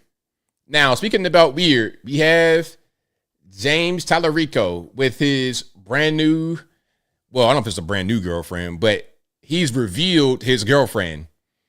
Okay, he has revealed his girlfriend. Now, that's the young lady right there. And, yeah, some are saying, oh, she's super hot. She's a smoke show. She's a Latina. No, she's Indian. We'll get to that in a minute. And she has like a lot of a deep family history. But I'm not quite sure that's verified. But that's her. Now, I don't believe this. I don't believe it. His outfit, number one, you have on a long sleeve white shirt. Not quite a dress shirt, kind of a casual long sleeve white shirt with a button up shirt with pockets, and it's tucked into some shorts. You have on a ball cap and a red bandana around your neck. His outfit is very suspicious. It looks inorganic. They look inorganic. It reminds me of Cory Booker when he had Rosario Dawson. And it reminds me of even the Tim Scott. Sorry, Tim Scott. It reminds me of him. Like some of these relationships, I don't believe. Because what happens, again, if you have a single guy running for office, it's suspicious to people. So they put you with somebody to make it look less suspicious. So what do y'all think? Are y'all buying it? Do y'all believe it? And they say it's a long-term girlfriend. So they've been together for a long time. I'm not quite sure how long-term is long-term, but that's the thing. Now, I have so many questions, but one big question would be, if that's his long-term girlfriend, why is she just now being revealed? You would think that if he's been out anywhere, that they would have already seen her. Okay. Me being ABL, just who I am, when I'm out, I get recognized sometimes of people. So if I have somebody with me, they're going to think, okay, that's, you know, your significant other, your wife, or whatever it is. And if I'm James Talarico and I got a big profile, they would have already seen me outside and it would have been some TMZ action. They would have got a picture or something like that. So why is it just now we're seeing who this is and we didn't see it before? It's weird. It's totally weird. She's a for hire friend, AKM. I believe it. 6 genders, exactly. 6 genders. Now, is she wearing a bandana? I don't know. It kind of looks like that. But I'll tell you what, though, there appears to be a little bit of Photoshop happening right here on the chest. I didn't even see that until you said something about the bandana. But I'm seeing some strange pattern. Maybe I'm tripping. I don't know. Now, that's her right there. That's her. Now, they put out 2 pictures at first, and her eyes were covered. I'm like, why are they covering her eyes? I don't understand. Maybe the objective was to make you think she was Hispanic. I don't know, because it's Texas. I don't know what the reasoning was, but that's her right there. Now, people are saying that she's super hot as in a smoke show. I'm not trying to be the judge of looks because, hey, beauty's in the eye of the beholder. But, hey, that's her. So shout out to her. That tattoo is most important, though. That tattoo is something that says, paraphrasing here, glory to the guru. It's a common expression in Hindu culture, if I'm not mistaken. Now, some said it was praising a specific guru, but I don't think so. It could be, though. But it's about Hindu culture, glory to the guru. That's what that says right there. So she's not Hispanic. She's Indian, as you can see by her face and a tattoo. So that's kind of what's going on. Again, that is James Talarico's girlfriend. He is running for a Senate out there in Texas to try and pull an upset and flip that seat from red to blue. That seat was held by John Cornyn, the incumbent, but he got flipped in the primary by Paxton. So it'd be Paxton up against Talarico. And since Paxton has kind of a troubled past, he's seen as a little bit vulnerable, although I think ultimately he'll succeed in that race. Okay. Now, the tattoo, what does it say? I believe it says glory to the guru. Let me just make sure I'm saying the right thing here. And then we'll keep rocking and rolling. And if you like what you're hearing so far, please give the video a thumbs up. Like the video, share the video, do all that good stuff. That'll help me out tremendously. I'm going to ask what this tattoo says. Okay, I'm going to ask the Grok. You can, I think the good part about Grok, the AI, since I'm subscribed to it, I can ask it a question on Twitter and it'll respond. So I'm going to say, hello, Grok. What does her tattoo say in English? And then I'm going to get the response in a little bit. But in the meantime, speaking about different cultures, we have AOC. Okay, speaking to a male-only crowd for, what's this? What's this? I don't know what this is. Some kind of event where you got a lot of Muslims there, and the crowd is not really paying their attention because it's a male-only crowd. And I would presume they're not used to females speaking. Selflessness and solidarity. And most importantly, we renew our commitment to our goal. Because when we work together with devotion to our neighbors, our community, and to this country, we can bring light into the darkness. So thank you once again for having me here today. Eid Mubarak, and now selflessness. All right, there we go. So it's for Eid Mubarak. That's, you know, pretty much getting ignored by the crowd. Okay, talking over her. They're just kind of chilling. They're recording her, but they're not really engaged like that. Now, to go back to that tattoo. So Grok says it is in a Devanagari script. In English, it means victory to the guru or glory to the divine teacher. It's a positive spiritual phrase common in Indian traditions and groups like Art of Living, honoring the guru or higher self, no hidden meaning. All right, so that's what it is. That's what the young lady's tattoo means. Again, and to give a, if you just now coming in, this is going to be James Talarico's girlfriend, who is running for a Senate out there in Texas up against Ken Paxton. And the tattoo right here on her clavicle, it says in English, "Victory to the guru" or "Glory to the divine teacher." All right. In their language, it says Jai Gurudev. All right. That's what it says. Jai Gurudev in their language. All right. Shout out to her and shout out to James. Now, let's get to the celebration for our country's 250th. Let me see if I can pull up some of these performers. All right. Hold on.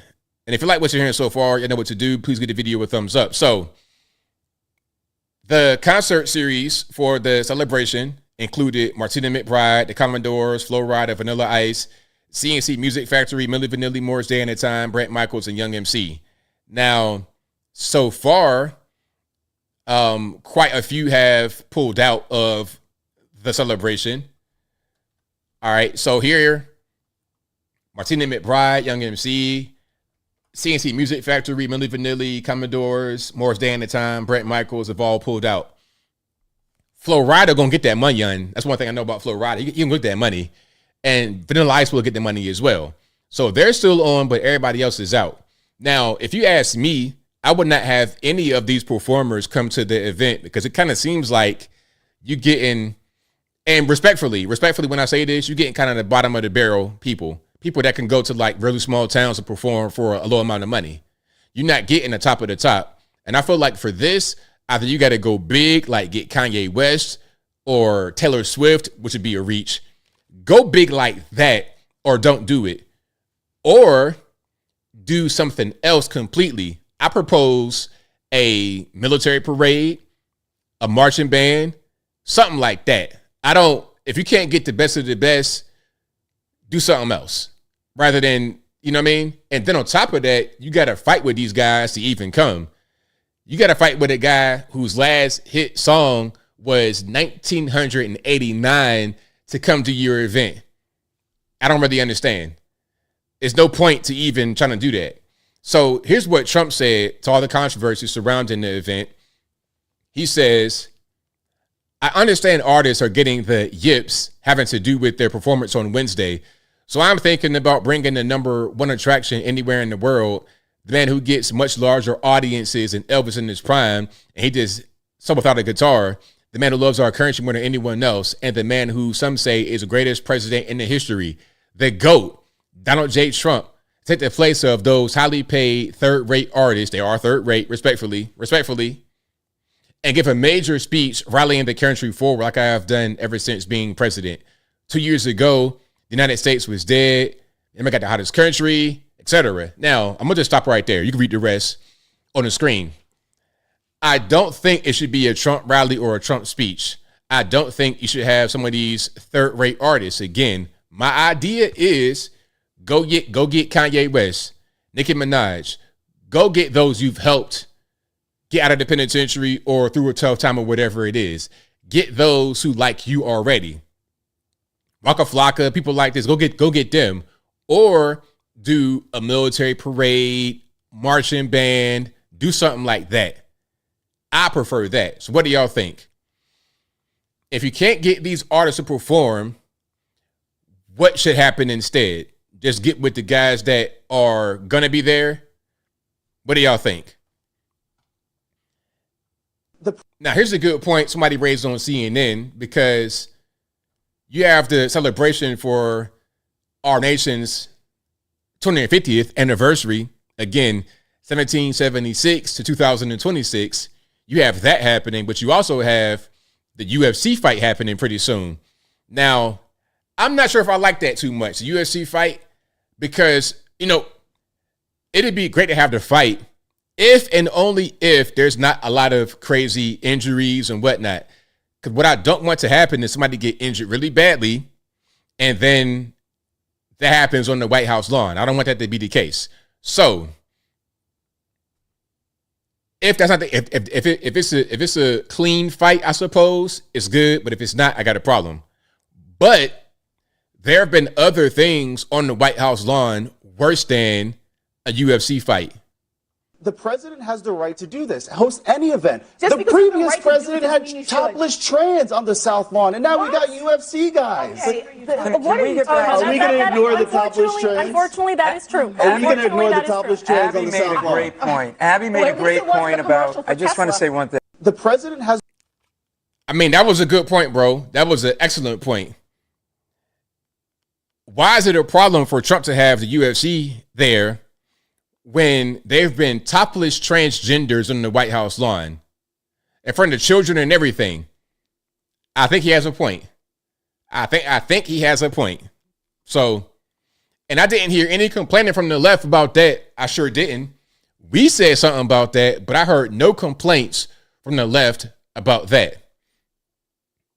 All right, let's keep going here. Now, here is Vanilla Ice talking about what happened. And hey, TMZ, don't give me no copyright, bro. TMZ, please. About this, that, you know, it's a fair use, TMZ. Don't give me no claim or strike or nothing like that. I'll play a little bit of it because TMZ, they like to be funny with their original content. But here's Vanilla Ice responding to the whole situation. And we all know him. Ice, ice, baby. Ding, ding, ding, ding, ding, ding, ding. Oh man, I'm not gonna get dragged into that. I'm here to party with America, man. Music is made to bring people together, and that's what we're here to do, man. We're just gonna represent the '90s. I don't take anything too serious. I don't think anybody else should. I think that we should just dance, you know. Okay, I'm with you, Vanilla Ice. I really am, because it ain't that serious. On a side note, you look just like Judge Dredd right now. Hey, you look just like Judge. Hey, Vanilla Ice, respectfully, and I'm being for real. If they do a live action Judge Dredd movie, I want you to play Judge Dredd in your same outfit right here. The same glasses, hat, everything. You could be the Judge Dredd prototype. Hold on. Can I get a picture of Judge Dredd right quick? If you guys, to the young guys, if you've never seen that movie, hold on. Okay. Yeah, wait. Okay. There we go. So Judge Dredd, there we go. All right, Vanilla Ice. Hey, if the rapping doesn't work out, if you can't do ice, baby, no more, then I see Judge Dredd in your future. Respect Slash Alone, but he getting a little up there in age, so you might not be able to do it anymore. If you can't get Slash Alone, we can get Vanilla Ice to be Judge Dredd, and it'll be all good. It's life, liberty, and the pursuit of happiness, and you got to get out and pursue it with dance. It's all about just us making it this far and kind of bringing people together, and that's what. All right, Vanilla Ice. I ain't gonna play too much more from TMZ because I like to do copyrights and whatnot, but I'm with you on that 100%. Just dance, have a good time. It's not that serious. It's 90s stuff. It ain't that deep. Okay, now we have Giants legends, Lawrence Taylor and Otis OJ, not that OJ, he dead. Lawrence Taylor and Otis OJ Anderson, not OJ Simpson. Anyway, they're waiting in line for Trump's autograph. Because remember, they had the Giants and Jackson Dart and whatnot. LT and OJ were there. Hi, this is Trump Media. Is this your first time you're ever waiting online for an autograph? Of anyone. Of anyone. First time ever. First time ever. LT? Second time. Second time. Who did you wait for the first time? Santa Claus. So Santa Claus was one. And Trump is two. Santa Claus is two. That was weird. Hi, this is Trump Media. Is this your first time you're ever waiting? All right, there we go. So shout out to LT and OJ waiting for Trump's autograph. And hey, LT, it was a bad man back in the day on that football field.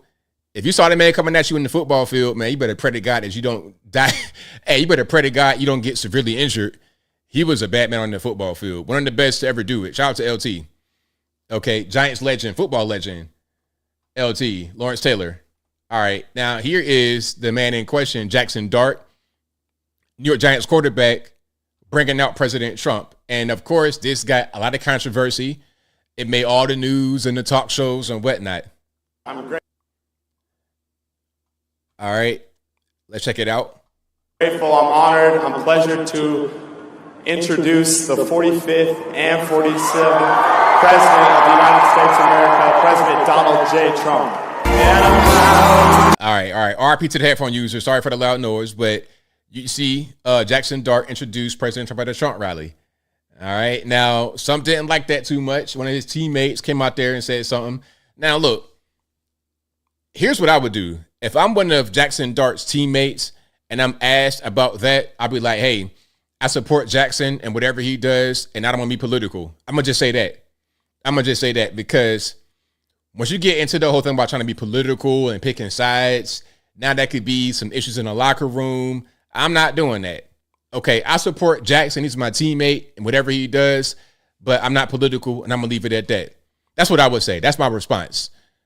How would y'all respond? If you're in a team with Jackson Dart and he does that and you're being asked about this in a locker room by reporters, what is the response to the question?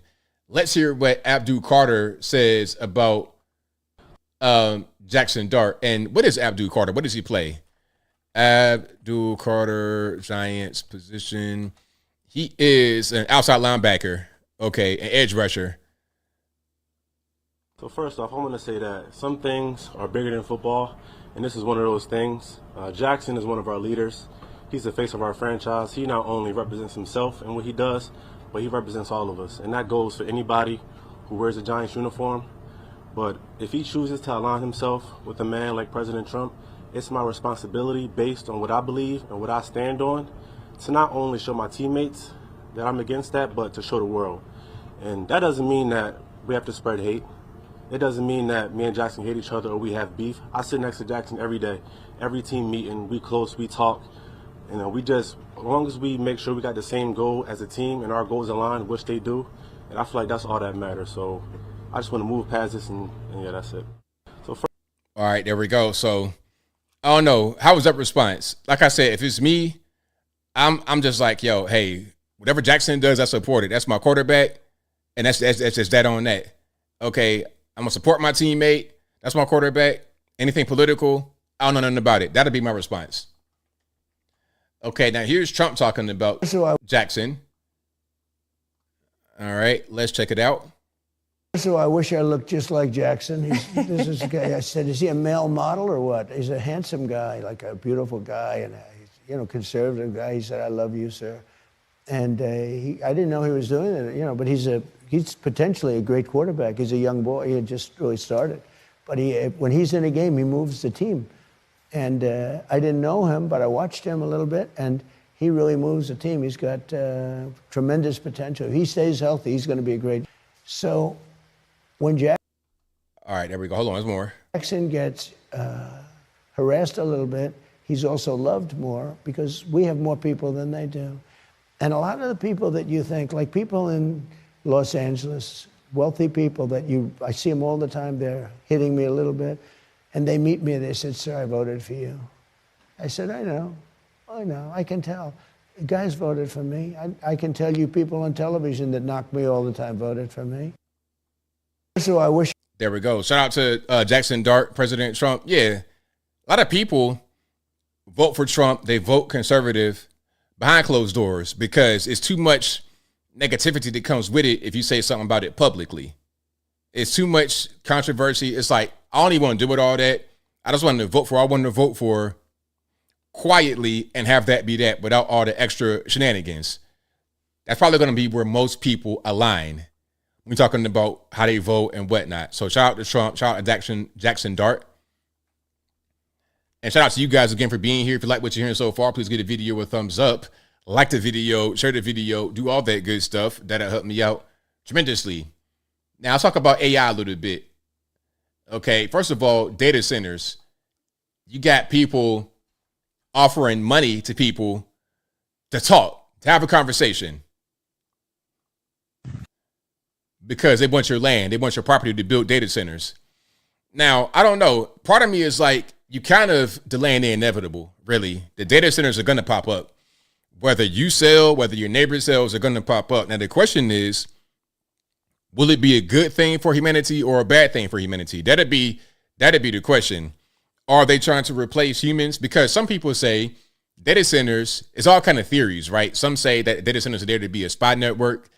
I'm not quite sure about that because you already got your phone. they can spy on you through this. Okay, right now, if the feds are listening to me right now on the stream, they could just turn my camera on at any time of the day, night, whatever, and I don't even know nothing about it. They watching me and they're listening to me. And how am I going to know that like they might develop a profile on me and I don't even know it. Okay, so the whole thing about data centers being a spy network, I'm not quite sure about, but I guess that's possible. Some say the plan is for the elites to be the ones who inherit this country, and everybody else who is not elite will just die off. You won't reproduce. You already got a really low birth rate. Europe, that's happening. Same thing, low birth rate. Parts of Asia, low birth rate. So once you guys are not reproducing, low population will happen, a plague will happen, and the elites will be just fine, and we'll have data centers to do everything for us. It'll replace the human beings who do things for us right now. That is the line of thinking from some people. But let's just watch this about the gifts he got from those trying to get his land for a data center. Hey, so these are the gifts that the people that are interested in our property delivered this morning at 5 a.m. It is now almost 7 o'clock p.m. I text him, told him I don't want any gifts. I'm good. So anyways, very, very weird. I'm all dirty. I was working on my horse trailer. Very weird, yo. Very weird. So these are the gifts. This is a gift card to Outback or whatever. It says talk to you soon. This one has $250 and it has some money back here. This one is very weird, yo, because to give you an idea, I wear beat up boots 24/7. Like, I don't even care if I had the money to buy new shoes. I wouldn't buy new shoes. Nike gift card. Talk to you soon. $250. Yo, weird as shizzles. And so I was hoping he came back. They came back to get it. And then the cash, as far as the cash goes, it's like in a safety clip. Looks like it's like $400 right here in cash. And then, let me show you. I probably shouldn't be touching this while I'm out, but oh well. Anyways, so the people that are interested in my property sent me these gifts this morning. So 400 Krispies. So, yo, the food one's tempting because, you know, I'm a fat ass. So, anyways, crazy, yo. But Nike, what the frick, yo? Nike, like, look at my boots. Yo, they have a hole in them. That's just the way I wear boots around here. Wear shoes around here in the desert because, like, yo, very weird. I don't know, man. All right, there we go. So, yeah, they want to talk to you. They want to bribe you. Want to shower you with gifts because they want their land for them data centers. There are quite a bit of data centers already operational, but there's many more that are proposed that are not on right now, that are not built right now. They want to build a lot of these things. And the thing about it is these things are going to take a lot of energy, a lot of drinking water, a lot of that stuff to be able to function. That's going to be the key piece. That'd be the key issue with it, in my humble opinion. And also the fact that AI is going to take quite a few jobs. But my hope is that it's going to build more jobs. Okay. Let's keep going here. This is going to be Andrew Yang talking about, I remember Andrew Yang, the UBI guy. UBI will be a thing that's talked about a lot. If you don't know what that is, that's universal basic income. So what people want is for the government to provide people with standard money just to be able to spend. Now, I don't know what that's going to be. I'm not sure how it'll be different from welfare. Would you be able to get UBI, for example, and buy a house on that? I'm not quite sure how it's really going to work. But anyway, here's Andrew Yang talking about, he says, well, he's telling Gavin Newsom here that a dozen CEOs have privately told him they're planning mass AI layoffs, but they won't say it publicly. There's already been layoffs at Meta. I think like 6,000 people got laid off at Meta, Facebook Meta, because AI is pretty much here. So let's listen from Andrew Yang. I'm 51 years old, and I tell people if I don't get dumber in a given month, it was a good month. AI probably got twice as smart in the same time frame. So then saying what we're going to do is train people and have them upskill. I mean, by the time I complete the program, AI got 8 times faster. So, that's not a real plan. So it probably sounds pretty pessimistic, my analysis, but I sit down with CEOs the same way you do. And the CEOs tell me, look, I'm going to fire 15% of my staff this year, another 20% 2 years from now, and then another 20% 2 years later. And then after that, who knows? Now, are they going to go on CNBC and say that? Probably not. But have I heard that from now a dozen different CEOs of both public and private companies? Yes, I have. And so if you hear that over and over again, and by the way, even for me running Noble Mobile, our CTO came and said, hey, guess what? We're going to take down the job posting for junior engineers because I think I can now get it done with AI. And so that's the easiest people to fire are the people you have. All right, there you go. So I don't know. I think there's a lot of doom and gloom around AI. I think there's light at the end of the tunnel. I think that it can be used for a good purpose as well. Because, I mean, think about it like this. When America was 90% agrarian, meaning we were all farmers for the most part, at a 90% rate, post-slavery, 90% agrarian, people were thinking back then that all technology that came about would have destroyed America. It would have destroyed society. It's what people would have thought back then. But obviously, that's not what happened. The economy grew. There were more jobs created. There were new jobs created. So it wasn't this whole doom and gloom scenario that may have been painted by some at that time.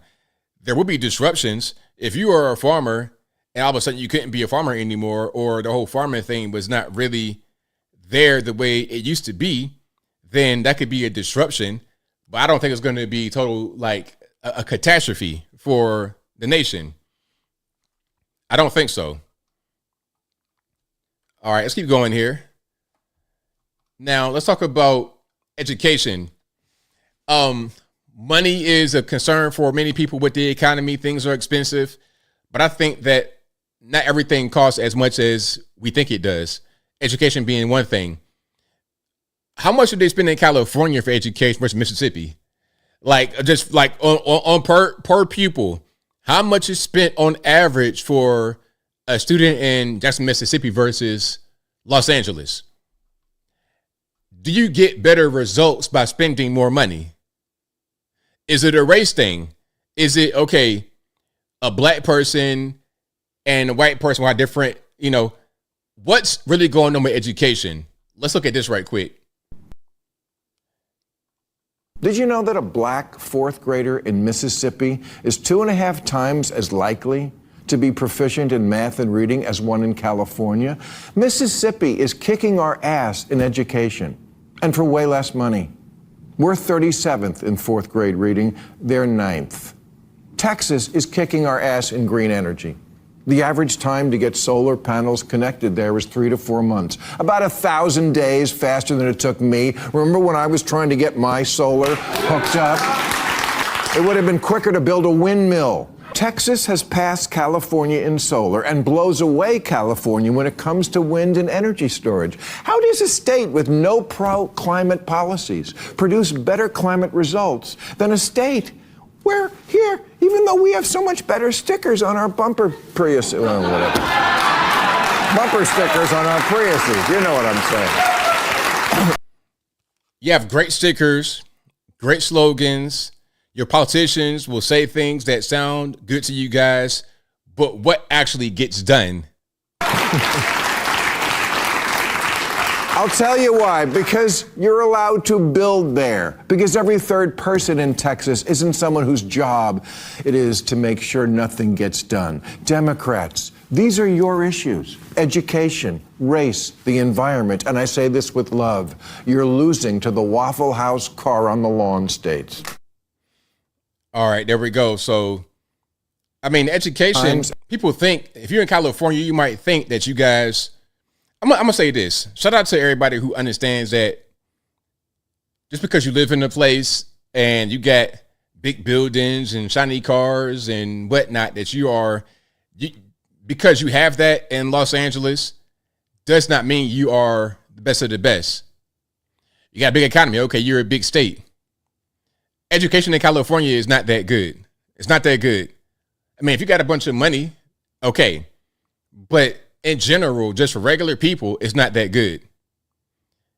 Gen Z and younger are generally less educated when it comes to practical everyday things.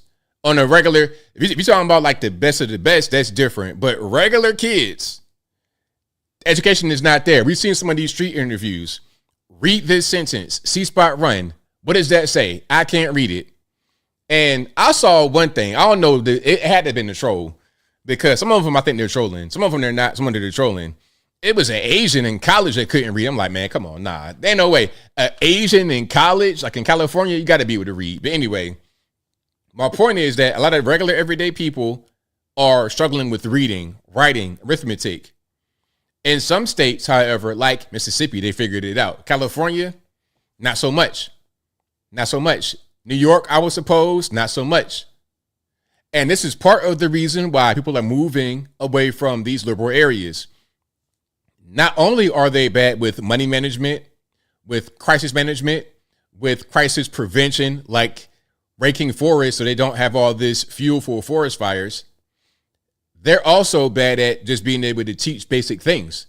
And when you go down south, those things are often addressed. Education, environment, all of that is addressed for a lot less money. So yeah, shout out to all the Northerners, all the West Coast people, Midwesterners. Shout out to you guys, wherever you are.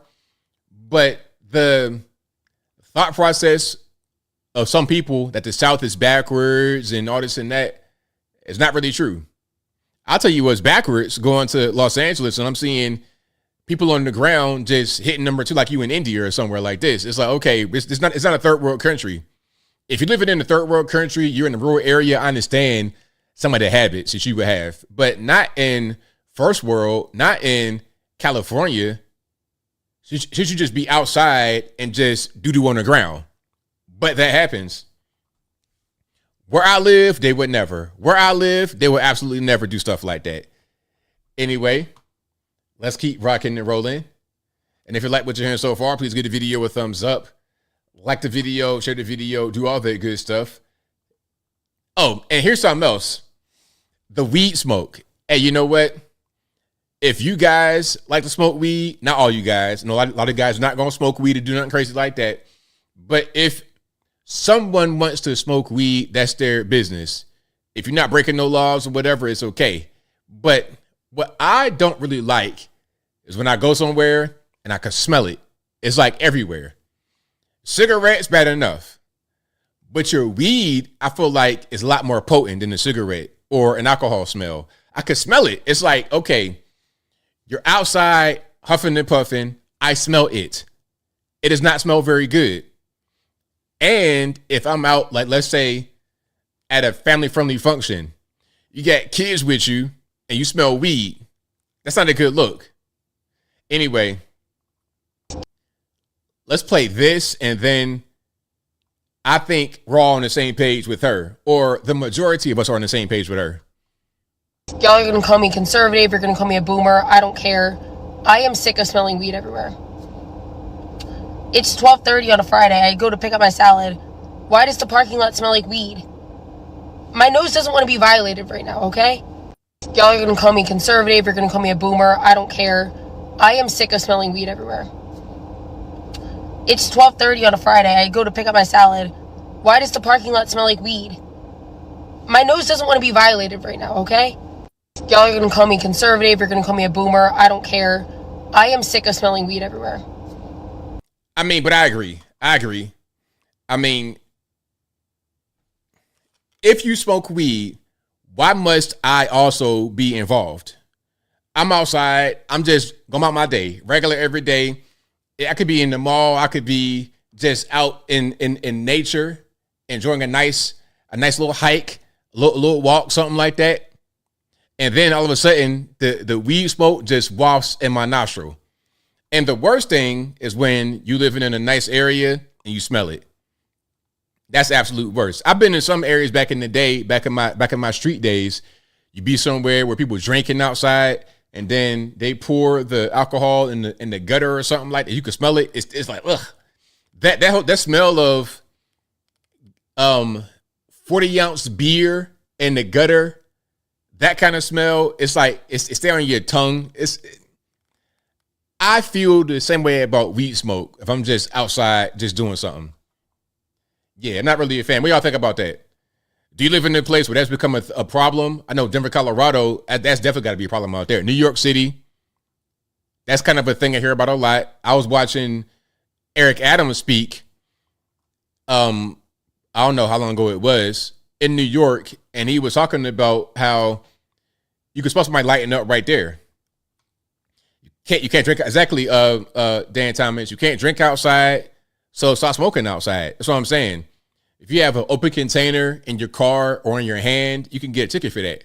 You might go to jail for that, potentially. So yeah, legal weed will make more zombies. Yes. These drugs that they got us on, or the drugs that they want to put us on, are not very good for us, in my humble opinion.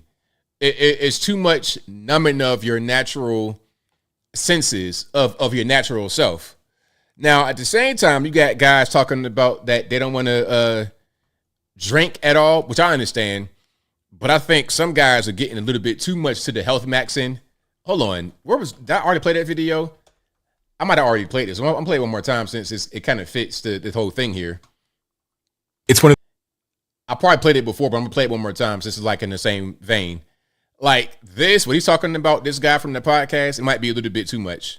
It's one of those areas where you don't understand the hidden cost until you really give it up for a while. And I think about my own relationship with drinking, and I stopped drinking at 30 years old. I'm now 33. And I had just drank because I just drank. I'd never ran the experiment of just giving it up for a while. And then like, I don't know, maybe I was at 31. I thought, I'll have a drink again, because now I could really A/B test it. I had a year of not drinking, decided to have a drink again. It ruined 3 days of my life. I had a couple of glasses of wine, didn't get drunk. It ruined 3 days of my life because of the domino effect it caused. So it meant that I got worse sleep that night. And then because I got worse sleep that night, I ate more poorly the next day because my dopamine system or whatever, the cortisol.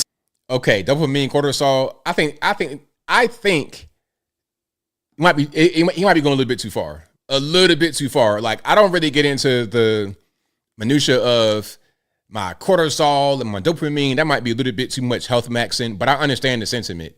I totally get it. And I think that if drinking or drugging affects you negatively, then you shouldn't do it. Even if you have a glass of wine, it might not be the end of the world for most people. For some, it might be the end of the world. It might get in the way. It might disrupt you. And also, again, you shouldn't be just outside doing that where others got to be involved. Anyway, shout out to him. That's going to be, what was that? Steve Bartlett of what's the name of that podcast he has? The CEO, Diary CEO podcast. Yeah, that's him. Okay, what else do I have here? The price of being an outspoken conservative. Now, a lot of us have already paid this price because, okay, you got friends, you got family, turn their back on you, want to fight you, want to hate you, all kind of, because you're conservative and you're publicly like a conservative. Now, in my case, I don't have problems with family, really. When I first, quote unquote, came out as a conservative, there was some issues, but they got cleared up because people respected me because they knew that I was not going to back down, and they know that I'm not the kind of guy that's going to get in trouble. It's weird because, especially if you're a black person, especially, or whatever color you are, but definitely black people, you may often get hated worse for being a conservative than if you were a straight up criminal. I've seen criminals, people who've been to jail, unrepentant criminals, get treated better than black conservatives. I've seen guys get praised for their criminality. And you know what's also funny? If you are a former criminal and you're not a criminal anymore, like Gucci Man, you're going to get hated by some in the community. The same as if you are a conservative in the community. If you are a person that's doing well for yourself, you get hated by those who are not doing well. But anyway, the cost of being conservative in society, check it out. I've lost most of my liberal friends. Even some family members have stopped talking to me because I openly talk about being conservative, being a Christian, and having certain social political opinions. And on the other hand, I'll have liberals tell me that I'm grifting, that I'm just doing something for money, that this is just like an easy thing to like make a quick buck. When the reality is when I started making conservative content, I knew that I would lose most of my friends. I knew that if I ever wanted a job, like a traditional job that had any semblance of liberal ideology, I would be disqualified from that job because of my online public opinions. And before I started posting, I still held these conservative opinions for many years, but I just kept them quiet. I kept them to myself. I would kind of speak the language of the liberal because I knew it very well. And I did this because I did value friendships and communities. But ultimately, when I realized I wanted to be a little more outspoken, I enjoy having a platform, I enjoy writing, I thought to myself, why am I catering to friends who would drop me if I even held one wrong opinion? Because ultimately, I knew we disagreed the whole time, and I could have a friendship with them and even maybe see their point of view on certain issues. But there was very little tolerance the other way. And so I just think it's funny how people think I chose some sort of like easy route when I knew it would come from the loss of friendships, job opportunities, and a lot of other issues. But it felt more important to be true to myself and be more outspoken. I think more people need to be outspoken in this space.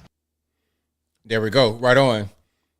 Yeah, like I don't even worry about the backlash. I just stay true to myself. Whatever the truth is, I'm going to just hang my hat on that. I'm not really worried about what anybody got to say, because if I'm telling the truth, then that will be enough. That will defend itself. There's no need for me to try to be like trying to cater to what somebody thinks or what they feel. Focus on the truth, and the truth shall set you free. So yeah, shout out to her. I think many of us have been there. That's not necessarily uncommon for that kind of thing to happen in society.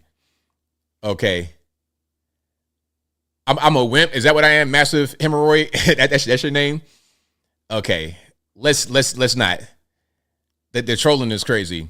But hey, if you're watching the video, thank you for being here. I'm gonna certainly appreciate you. We got some calls to get to. The number to call is 706-406-3287. Again, 706-406-3287. I'm going to get to the calls in a minute. But first, we got super chats on deck, and then I'll get to the calls. Okay, let me go here. Thank you to Apu. Now, hold on. Michael Critchlow says, Talarico's Christian theology is off, so he'll be exposed soon enough. Right on. Yeah, like this guy's in church talking about, yeah, we got 6 genders. Okay, you're going to go to church and say we got 6 genders? What are we even doing? He loves trans kids, all kind of weird stuff. Anyway, Apu says, ABL, Abdul Carter throwing shade at Jackson Dart for introducing President Trump. I played that video. What has the Democratic Party done for Carter? Also, what does the name Abdul mean? Look it up. It's Arabic for a certain word. Okay, now I gotta do research. Apu, come on. Abdul in Arabic. What does it mean? Slave and servant. That's funny.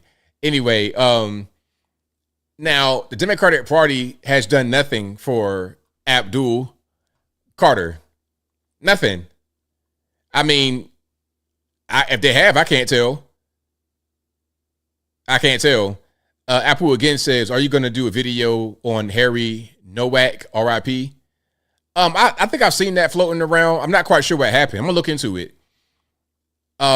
So he was a murder victim, but he was handcuffed. And this happened where? Oh, it was in UK. So I'm going to read this right quick. It's a quick little thing. It says, first-year university student Henry Nowak, 18, had been stabbed multiple times with a 21-centimeter, 8-inch ceremonial knife when officers in Southampton arrived at the scene in December. Hampshire and Isle of Wight Constabulary, this is UK, apologized. A 23-year-old killer, Vikram Digwa, was found guilty of murder on Thursday. The trial heard that Digwa lied to police, falsely claiming he was a victim and alleging that he had been subject to the racist abuse. Okay, so... And of course, this is hold on. So here is the victim. And here's the assailant. Of course, right? Now, my question is, was it a mistake that they got the wrong guy? Like they handcuffed the wrong person? okay, if they got the other guy and he's in jail, then what's the actual issue? That they made a mistake? I mean, it's messed up, but they didn't like arrest the wrong person. Hold on. So he carried a blade because of his Sikh faith, is what he said. He tried to claim it was self-defense and that Henry was drunk. Said it was racist abuse. Hit him and knocked him off his turban, but it was the other guy who did it. So as long as the other guy's in jail, what's the problem? Was it not enough aid given to Henry before he died? RIP to him, though. Thank you to Apu again, who says, any comment on musicians dropping out? Okay, I covered that earlier, but yeah, I mean, like I said, if you don't want to play, if you don't want to perform at the event for Trump, at the concert, at our anniversary concert, that's okay. I would say drop all these B tier, C tier artists and do something else altogether. I don't want to see a Trump rally. I don't want to see a Trump speech. I would prefer a parade, a military parade, marching band, something like that. I'll prefer that. Okay, so to go back to that case about Henry Nowak, did I get the facts of the case right? Or did I miss anything? Y'all let me know. They caught the stabbing victim and didn't call for paramedics. Okay, so it just let him die? Was he not bleeding? It didn't give him any kind of first aid? Even if let's just say this. Even if he was the assailant, if you got somebody on the ground dying, you got to give him aid. Like you don't just say, okay, this guy was the one who did something, so we're gonna let him die. That's not how it's supposed to work. He was handcuffed and dragged away by police while he was bleeding out. Well, see, that right there is just carelessness on the police's part. In the USA, that would not be a thing that happens. Even if you were the assailant, they're not going to do that to you. They're going to give you aid. Yeah, they got to render you aid. You're going to go to the hospital in handcuffs. So that's weird, but that's UK though.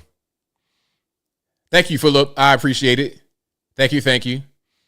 Okay, I'm gonna keep going here, but I'm gonna look more into that story to see if there's something there I can talk about in the video.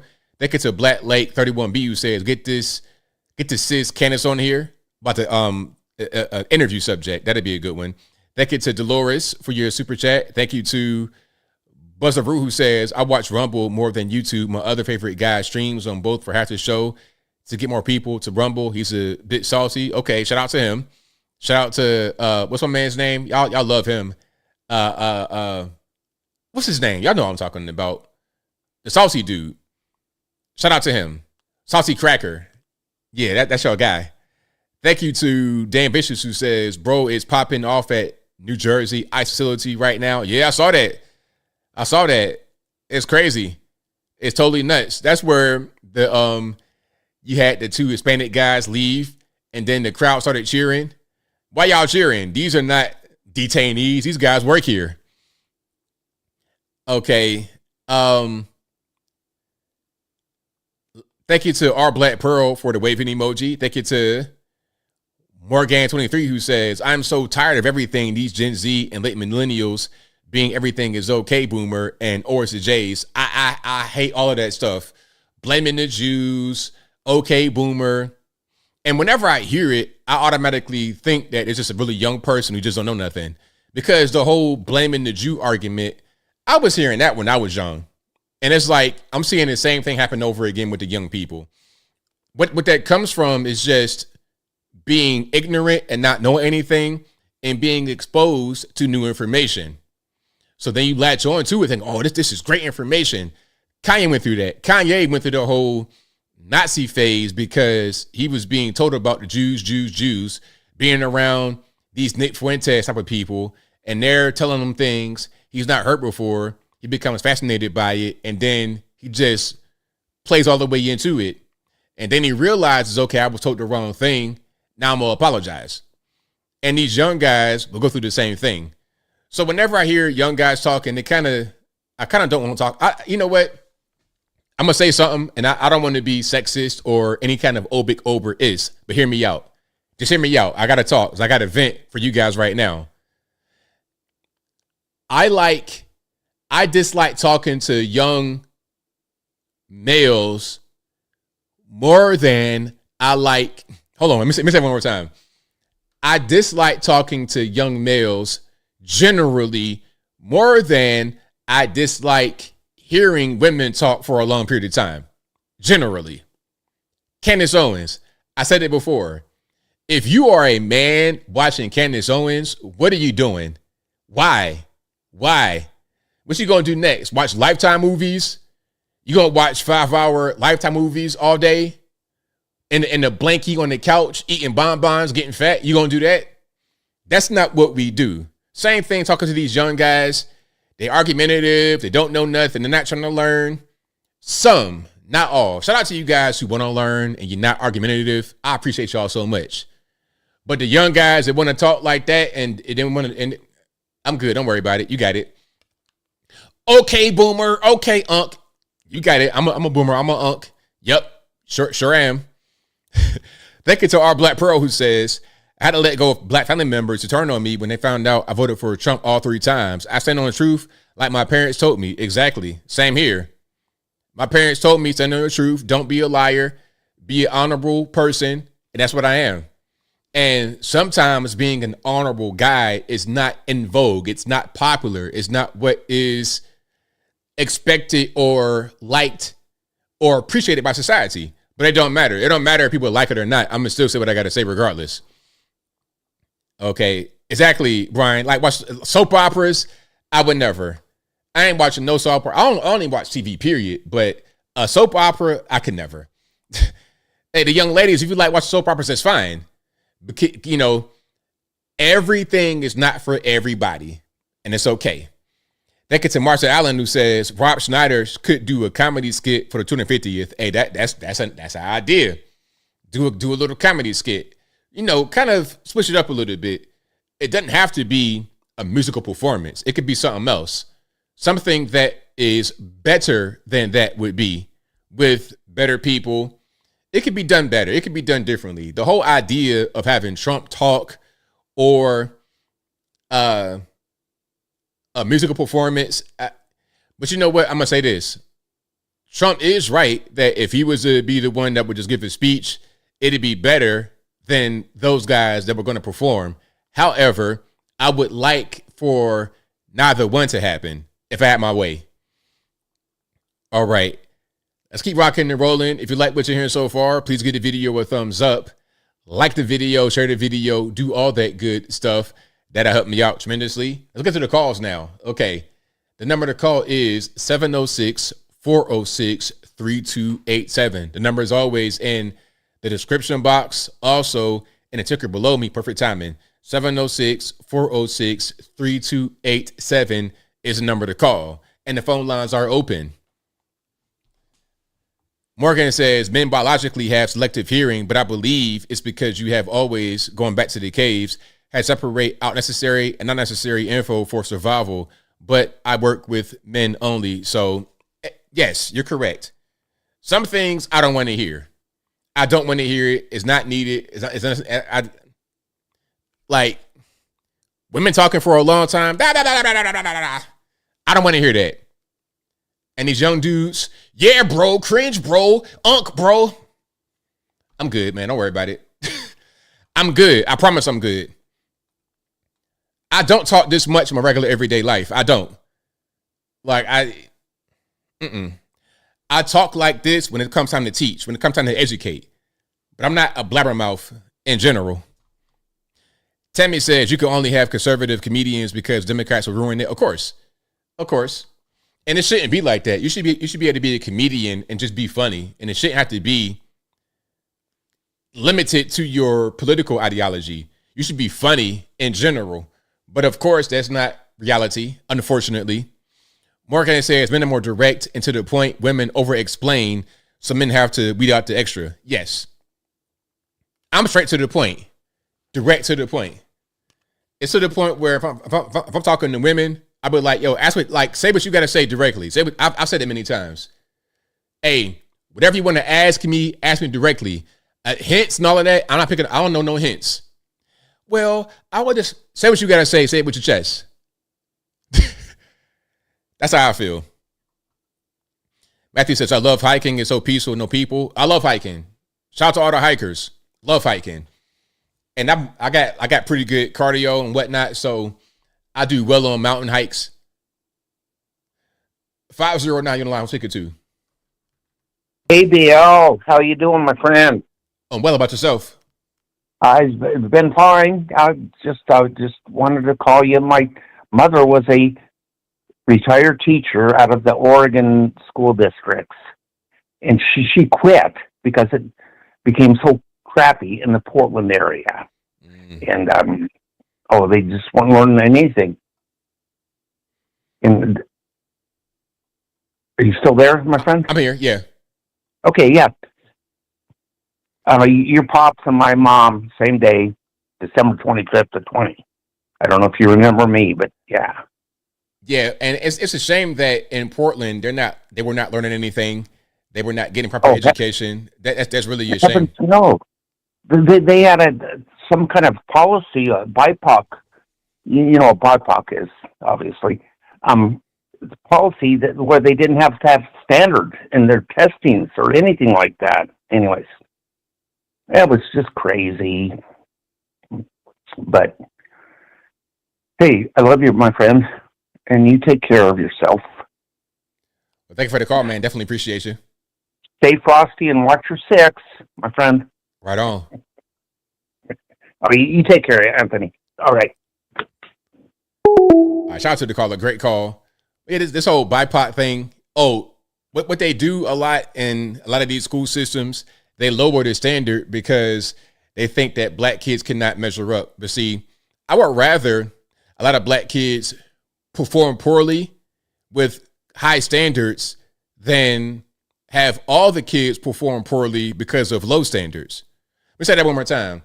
I'd rather have a lot of black kids perform poorly with high standards than have everybody perform poorly because of low standards.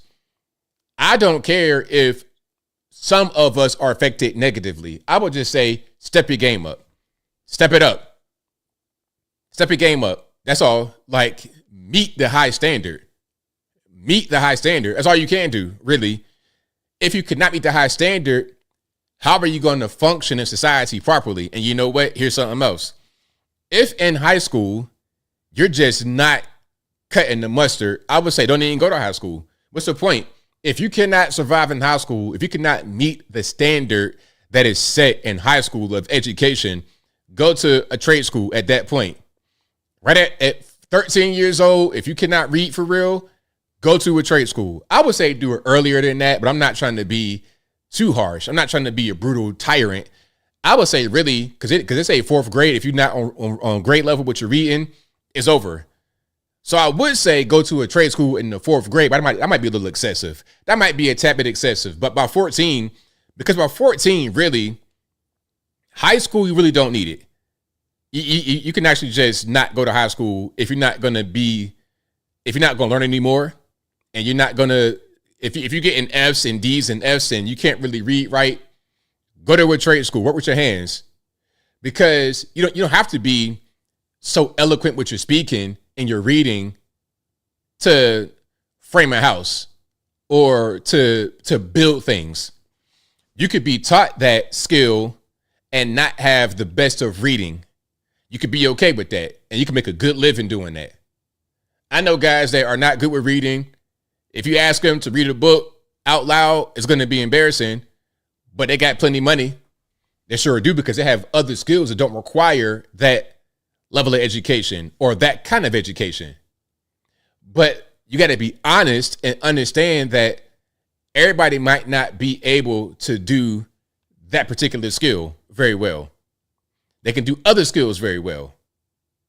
But to lower the standards of everybody and have everybody come out worse on the other end makes no sense. The reading I see from these kids is atrocious.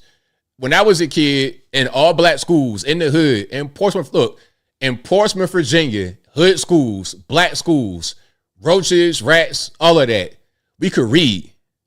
we could read. If you could not read in school, you were laughed at. You got bullied for not knowing how to read. If they got to you, and you know how it was, most of you guys my age, you got to read out loud and you got to take turns reading. And you get called on, okay, all right, Anthony, you read these 2 pages. Johnny, you read these 2 pages. Erica, read these 2 pages. It was like that. Whenever it came to ABL, I got excited. I was always a good reader since I've been a little boy. These glasses, because I've been reading since I've been a little kid. Since I've been old enough to talk or walk, I've been a reader. So I got excited. If you were stuttering and stammering while reading, you couldn't read certain words, you were laughed at. But now it's like everybody can't read. Why? Because the standard was lowered for that kid who couldn't read, who was being laughed at or whatever, or those kids who can't read. The standard was lowered to accommodate them. They should not be accommodated. They should be challenged to improve. And if they cannot improve, go do something else. Simple as that. All right, but shout out to you guys. I appreciate y'all. Bob K. MIT says I was in welding school at 14. See, that's what I'm saying. Yeah, by 14. Hey, if the academics and regular K through 12 is not doing it for you, trade school. That's really what I would say. And that should be state funded. I believe that should be state funded. If you can have K through 12 be state funded, so should trade schools. That's my solution. And then now with AI, you definitely need that. Excuse me, because a lot of soft skills that you might be able to acquire from regular K through 12 may not even be applicable in the job market. Excuse me, I got hiccups. It might not help you in the job market. So you need to get some of these hard skills that can help you once you graduate. Once you are 18 years old, okay, what do I do now? Go do that. That's what I would say. And that'll put you at a high level from the beginning. When I graduated high school, I knew how to frame houses. I know how to woodwork. I know how to use power tools, all of that. We built an ultralight airplane when I was in the 7th grade. I was 12 years old working with these tools, power tools, building the ultralight airplane. High school, I did every kind of tech course, soldering, woodworking, everything, working with my hands. So I still have those skills today. Okay, if a thing breaks in my house, I don't have to rush to call a repairman and have him come do it. I can fix a lot of things myself. And I think those skills are needed not only for the job market, but also for your regular everyday life. Because you're talking about spending money and trying to save money. You could save quite a bit of money if you could do a little bit of plumbing yourself. Okay, I had a little issue with my plumbing. I was able to fix it. A small issue. I'm not going to be able to like dig up my ground and open the pipe up, but I can do some small things. Same thing with, okay, I got a refrigerator have a little issue I can fix. My washer dryer have an issue I can fix. I see some adult males who cannot even use a screwdriver. They got to call somebody on the phone because they got a loose screw somewhere. For real. That's crazy. But anyway, you same as me, TZ Burton. See, be on the same page. Be on the same page. In there says AI can't weld. AI cannot weld.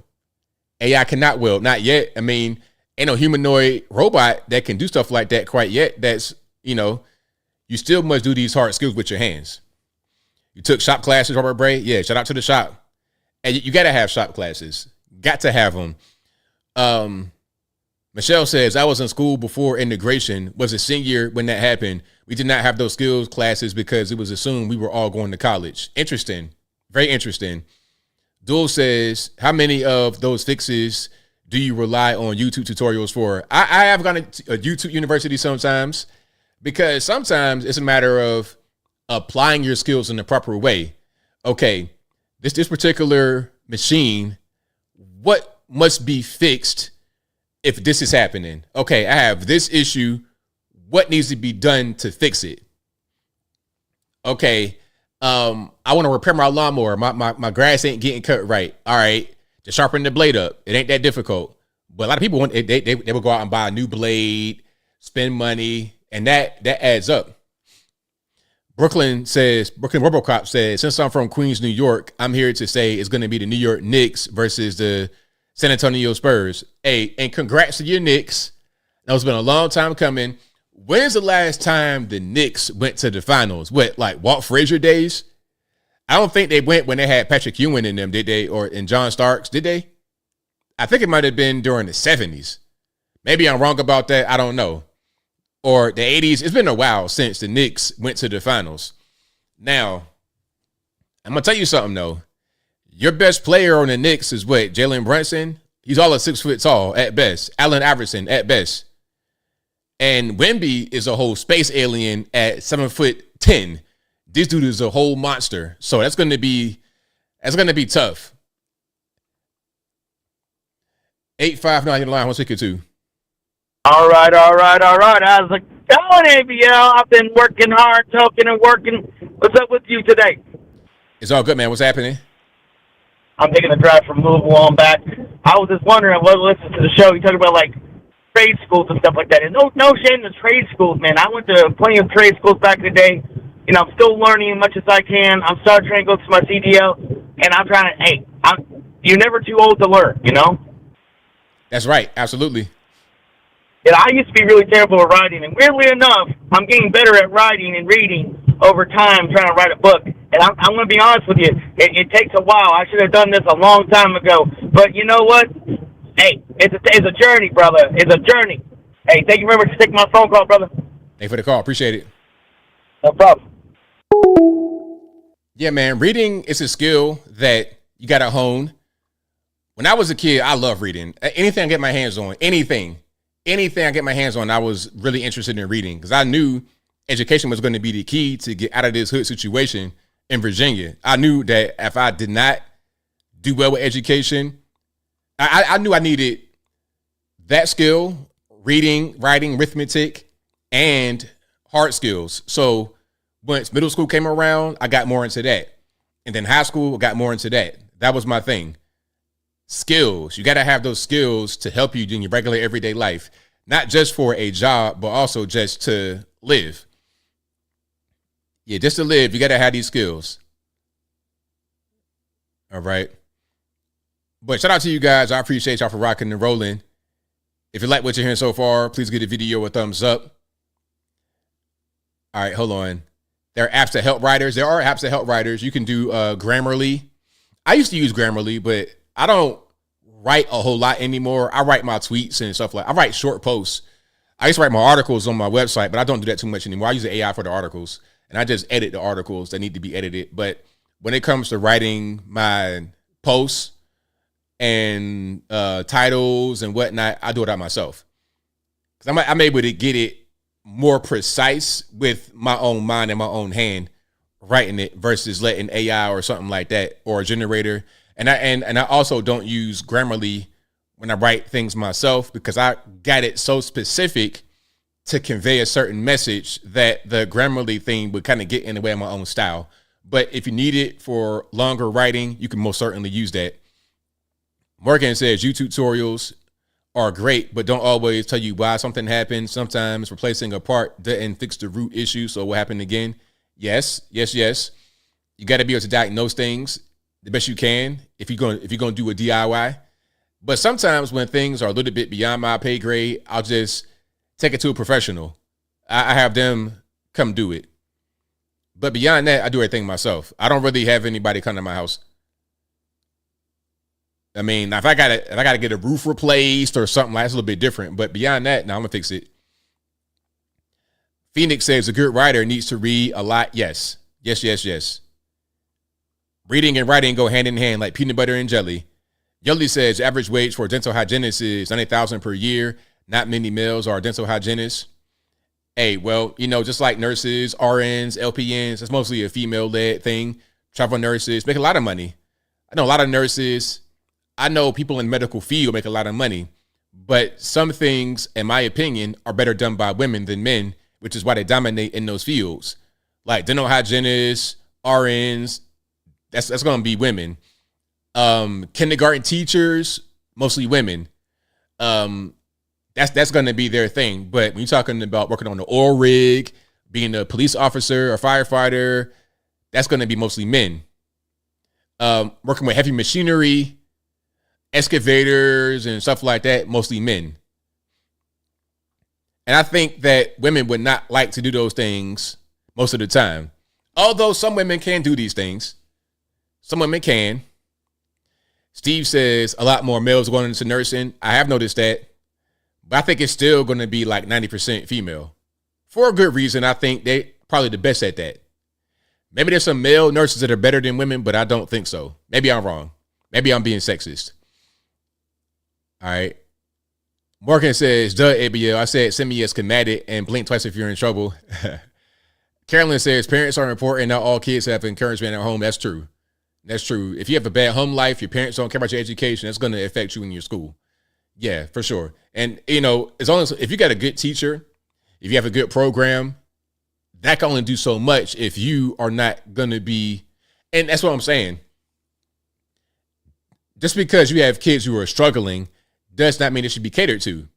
It's not your fault as a teacher, administrator, or anyone else that some kids are not picking up, that they're not sharp, that they're not on top of what needs to be done for their schoolwork. Therefore, the whole class, the whole school should not be punished by the standard being lowered to meet that person who was not performing very well. That person, the low performer, got to step it up. In this day and age right now, everybody wants to win. Everybody wants a trophy. Everybody wants to succeed, but we're not all made to succeed in the same way. Sometimes you might not be successful, and it's okay. Just because you cannot succeed does not mean that I should suffer. All right, hold on. Richard says, you are correct, sir. You cannot drown them robots. Believe it or not, they suck when it comes in English. Hey, there you go. Matthew said, my daughter wants to be a marine biologist. Okay. Well, shout out to marine biology. Shout out to your daughter. That's a great field to be in, marine biology. All right, hold on. CB says, I went to local Jiffy Lube, all women employed. At Jiffy Lube, all women employed. They didn't vacuum or wash my windows like they did in the past. LOL, that's funny. That's hilarious. Buster 5 says, I had issues with reading when I was younger. I blame the Kool-Aid and video games. That's funny. But yeah, reading, you got to just do it. You got to practice like anything else. You got to practice. You just got to be in it. And if you're not really going to be in it, you're not going to, you know, then you won't have success. With anything, practice makes perfect. All right, I'm reading some of the comments. Then I'm wrapping on up, put the bow on top in a minute. And shout out to you guys again for being here. Marine biology is cool, says Helen Langley Fitness. I've met a ton get while scuba diving. Yeah, okay. So would you guys in your hold on, Tammy says just don't ride an all-female airline, all-women airline. Would you guys ride an all-women airline? Okay, if they bring Spirit back and it's all women, would you guys ride that? I don't know. That ain't really, you know. I think I might like a male pilot a little bit better than a female pilot. Maybe. I don't know. Maybe I'm being ignorant. Because I have met a female pilot before. But that's kind of rare. Normally, the way it would work with the airline industry is you have male pilots and female flight attendants. You don't really see too many male flight attendants, but you do see some male flight attendants. But it's mostly pilots, male, flight attendants, female, to the point where they were just called stewardesses at one point back in the day. But since there are some men who are flight attendants, you got to say flight attendant rather than stewardess. All right. Remember Canada landing hot crash? Let me see. Hooters Airlines is funny. Phoenix says, as a woman, no, I would not ride an all-woman airline. We have had some amazing bush pilot females here in the islands. Hold on. Thank you to I'm not doing okay right now. Well, hopefully you're doing okay. And as only a screen name, I want you to be doing good now.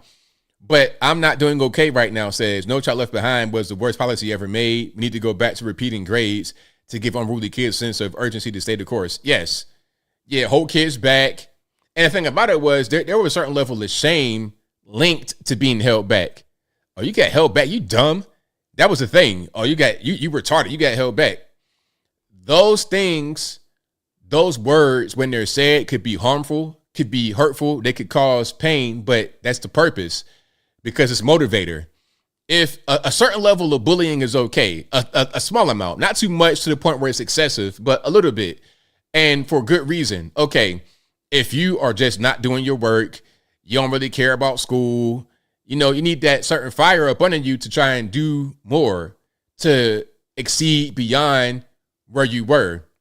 You might have a bad home life, any kind of excuse. Okay, my parents suck, they don't know nothing, whatever. You still got to overcome and use motivation to be better than what you were, to exceed beyond expectations. That's the way it's supposed to be, rather than just people allowing you to fail or underperform. Okay. Kid says lots of hurricanes and floods in red states, vote blue. Okay, so if I vote blue, that means that the jet stream is not going to be where it is. Hey, who must I vote for who changed the weather? Is there going to be a magician running for senator anytime soon? Is it going to be Storm from the X-Men running for any time? Can I vote for a guy or a girl who will change the weather pattern? What's going on? Lothair says, what is my inspiration from my stories is Rob Zombie and Stephen King. I do some AI to correct my spelling, but that's about it. Yeah, that's where you're supposed to use it. Yeah, just to correct your spelling, make sure you're saying the right thing. Your message that you convey comes straight from you. But when it comes to being able to fix your spelling and grammar, that's when AI comes into place. 504, you're online. Who am I speaking to? Hey, ABL, it's Alien Spaceship. All right, man, what's happening? All right, shout out to you in chat. I enjoying your show, and yeah, I think in work fields and stuff, there are exceptions to the rule, but I do think traditionally a lot of times men may do good at some things, and then women may do better at other things. And I do believe that from my observation, that seems to be the case. Absolutely.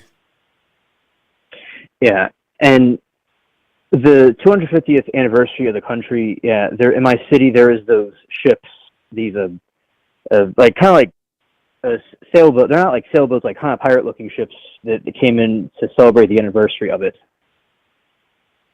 Okay, I got to see these ships. Yeah, I believe yes. If I'm not mistaken, they came through, and I saw some pictures of them, and I remember there were some headlines about it. Other things that I've been looking into is some different, court cases that are going on. There's some, messed up people out there, just like we see with the left and the different messed up politicians. There's also, other people that do some nutty things that I see in trials. And it's basically the same types of things that we'll see in politics where they try to, pretend they didn't do it, or they'll blame it on some other factor. But really, they're the ones that are responsible for it. Oh, of course, but it's always easy to blame somebody else rather than taking accountability. Yeah, and a lot of times that I'll see is they'll accuse others of what they're guilty of, because a lot of times they will completely, the left will destroy the economy, and they will make sure that people are more divided, and they'll promote things throughout their history that are not good, and then they say that our side does it. And it's usually the same thing I'll see with trial stuff, but a lot of times it seems that juries also can see that people are, they're lying most of the time. And yeah, so it seems that the politics and the trial stuff have similar functions to them. Absolutely. And the thing about a trial, when you are in the courtroom, when you're part of the jury, people sometimes on the outside don't understand why a jury votes how they vote, why they render a certain verdict. But when you're there and you see all the evidence, it's much different than being on the outside looking in. Yes, absolutely. And I do believe also with this show, definitely prepped me up for that part of my experience with looking at trial news and stuff. Absolutely. Yeah.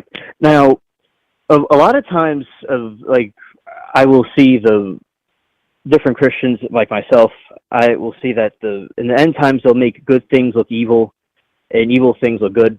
And I think people nowadays are doing that. Like, they're trying to normalize things that are not good for society in general, but in reality, they're trying to make something evil look good. Right, of course, and that's the playbook, because it's all about confusion to the point where when somebody says, "Hey, that's not the right thing to do. Why are you doing that?" They're going to be rebuffed by those who have been fooled into believing that this bad thing is actually good. Yeah, exactly. And especially, I think younger people are more impressionable to that. That's why with the iPads, the iPad kids, and the young people using the internet, a lot of them are experiencing this. Now, there are people waking up and seeing it's not good, but a lot of stuff is being pumped into their feeds that are not, good in my opinion. Right, of course. Yeah, and by the way, my garden is doing well. It's growing. It's going good. It's just there's been lots of rain where I am. Was there lots of rain where you are or no? Oh yeah, quite a bit of rain. It's been raining pretty much almost 2 weeks now, almost straight, and it's been like little pockets of time where it did not rain, where I was able to cut my grass. Like, it'd be raining for like 6 days straight, and then one day it won't rain for about 2/3 of the day, so it can be dry enough for me to cut before it starts raining again. That's pretty much what's been happening out here. Oh, okay, understood. On my streams, I've been talking to people. Sometimes we get into the political discussions, and I'm trying to help people understand about, like, basically the media lied to them, because they'll say stuff about Trump, but it's really they're talking about, like, Trump being racist. But I was explaining to them that's like the other side had a whole history of the racism thing, but they're accusing us of what they're guilty of. So I'm glad I'm able to seeing different people and teaching them about that the news doesn't always tell the truth. Oh, absolutely. And I'm glad people are being able to understand that. Like, you can't always, like, whatever you see on TV from the news, you can't always believe it. Yeah, even the founding fathers were against it too. Like, the news is not always telling the truth, because I mean, they had experienced that when they're breaking away from England to make their own independent country. England, obviously would put propaganda out to try to keep them in the empire, but even they understood that concept. But I think a lot of people didn't completely. And nowadays may not all think they're being lied to, but of course it's still the same thing as it always has been. Absolutely. All right. So, very good show, ABL. Shout out to you and chat, and it was nice to get a chance to call in. Thank you for the call, man. Definitely appreciate you. Okay, bye.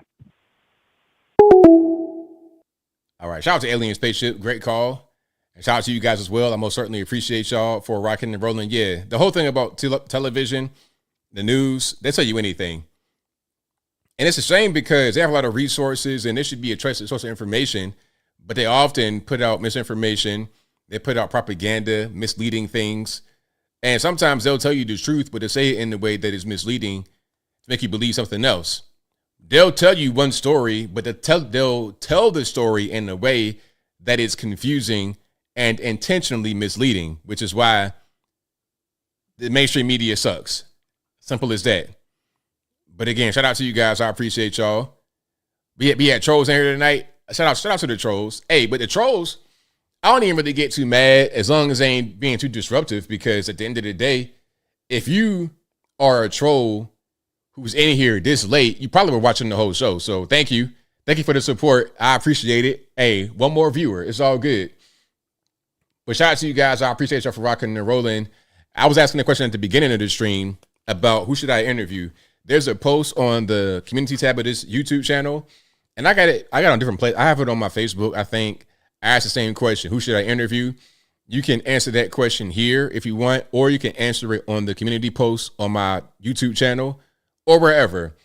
If you have any ideas on who I should interview or where I should go to interview people on the street, please let me know. I'm gonna do a lot more of that coming up here pretty soon.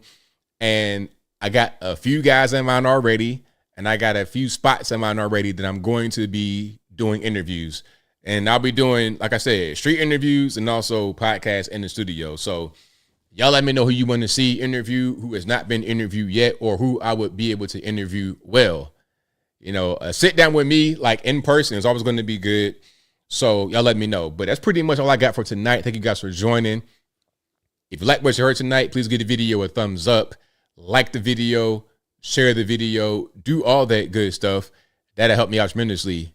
Dr. Swain, Carol Swain, would be a great interview. I met her a few times, really great person. She knows who I am already, so that'd be a pretty, I won't say easy interview, but it'll be one that, it wouldn't be that hard to set up in my opinion. So yeah. Come to Michigan. Hey, I gotta come to Michigan. Where should I come? Where, like to Detroit? Where we going to Michigan? Let me know the specific area in Michigan you'd like for me to be, and I have to make it out there for sure. But shout out to you guys. I appreciate you for rocking and rolling. If you like what you heard so far, please get a video. Also, this is going to be an audio streaming platform. It'll be available on your favorite audio streaming platforms, whether they be Google Play, Spotify, Apple, iTunes, etc. Link for that will be in the description, or visit your favorite audio streaming platform and search ABL Live. I should pop right on up. Grand Haven, where is that? Let me know. Ann Arbor, Grand Haven. Phoenix says, ABL, be careful on the street interviewing. Bring a bodyguard. People nowadays can be challenging. I mean, you're right about that, but I know kind of where to go and when to go. So I kind of, I have security in mind for sure. And I know what I need to do when I'm there to be secure. So you're right about that. Security will most certainly be a thing, but security is always a question. Even if I'm at my house, there's always going to be a question. I got swatted before, so that's always a thing.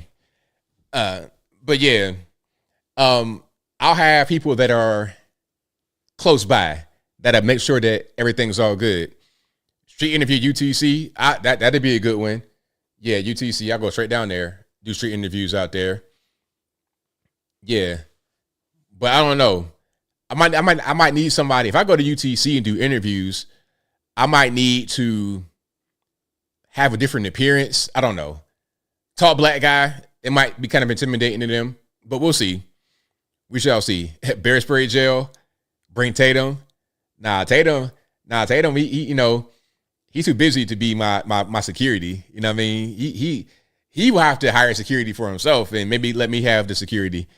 All right. But shout out to you guys. I appreciate you rocking and rolling. Did I get everybody on Super Chat? I believe I did. Thank you guys for watching, retweet, and Super Chat, and whatever you do. I could not do the show without you. Thank you to the mouse for keeping the trolls in check. I appreciate y'all for that as well. But that will be a wrap for me tonight. So I'm reading some of the comments here.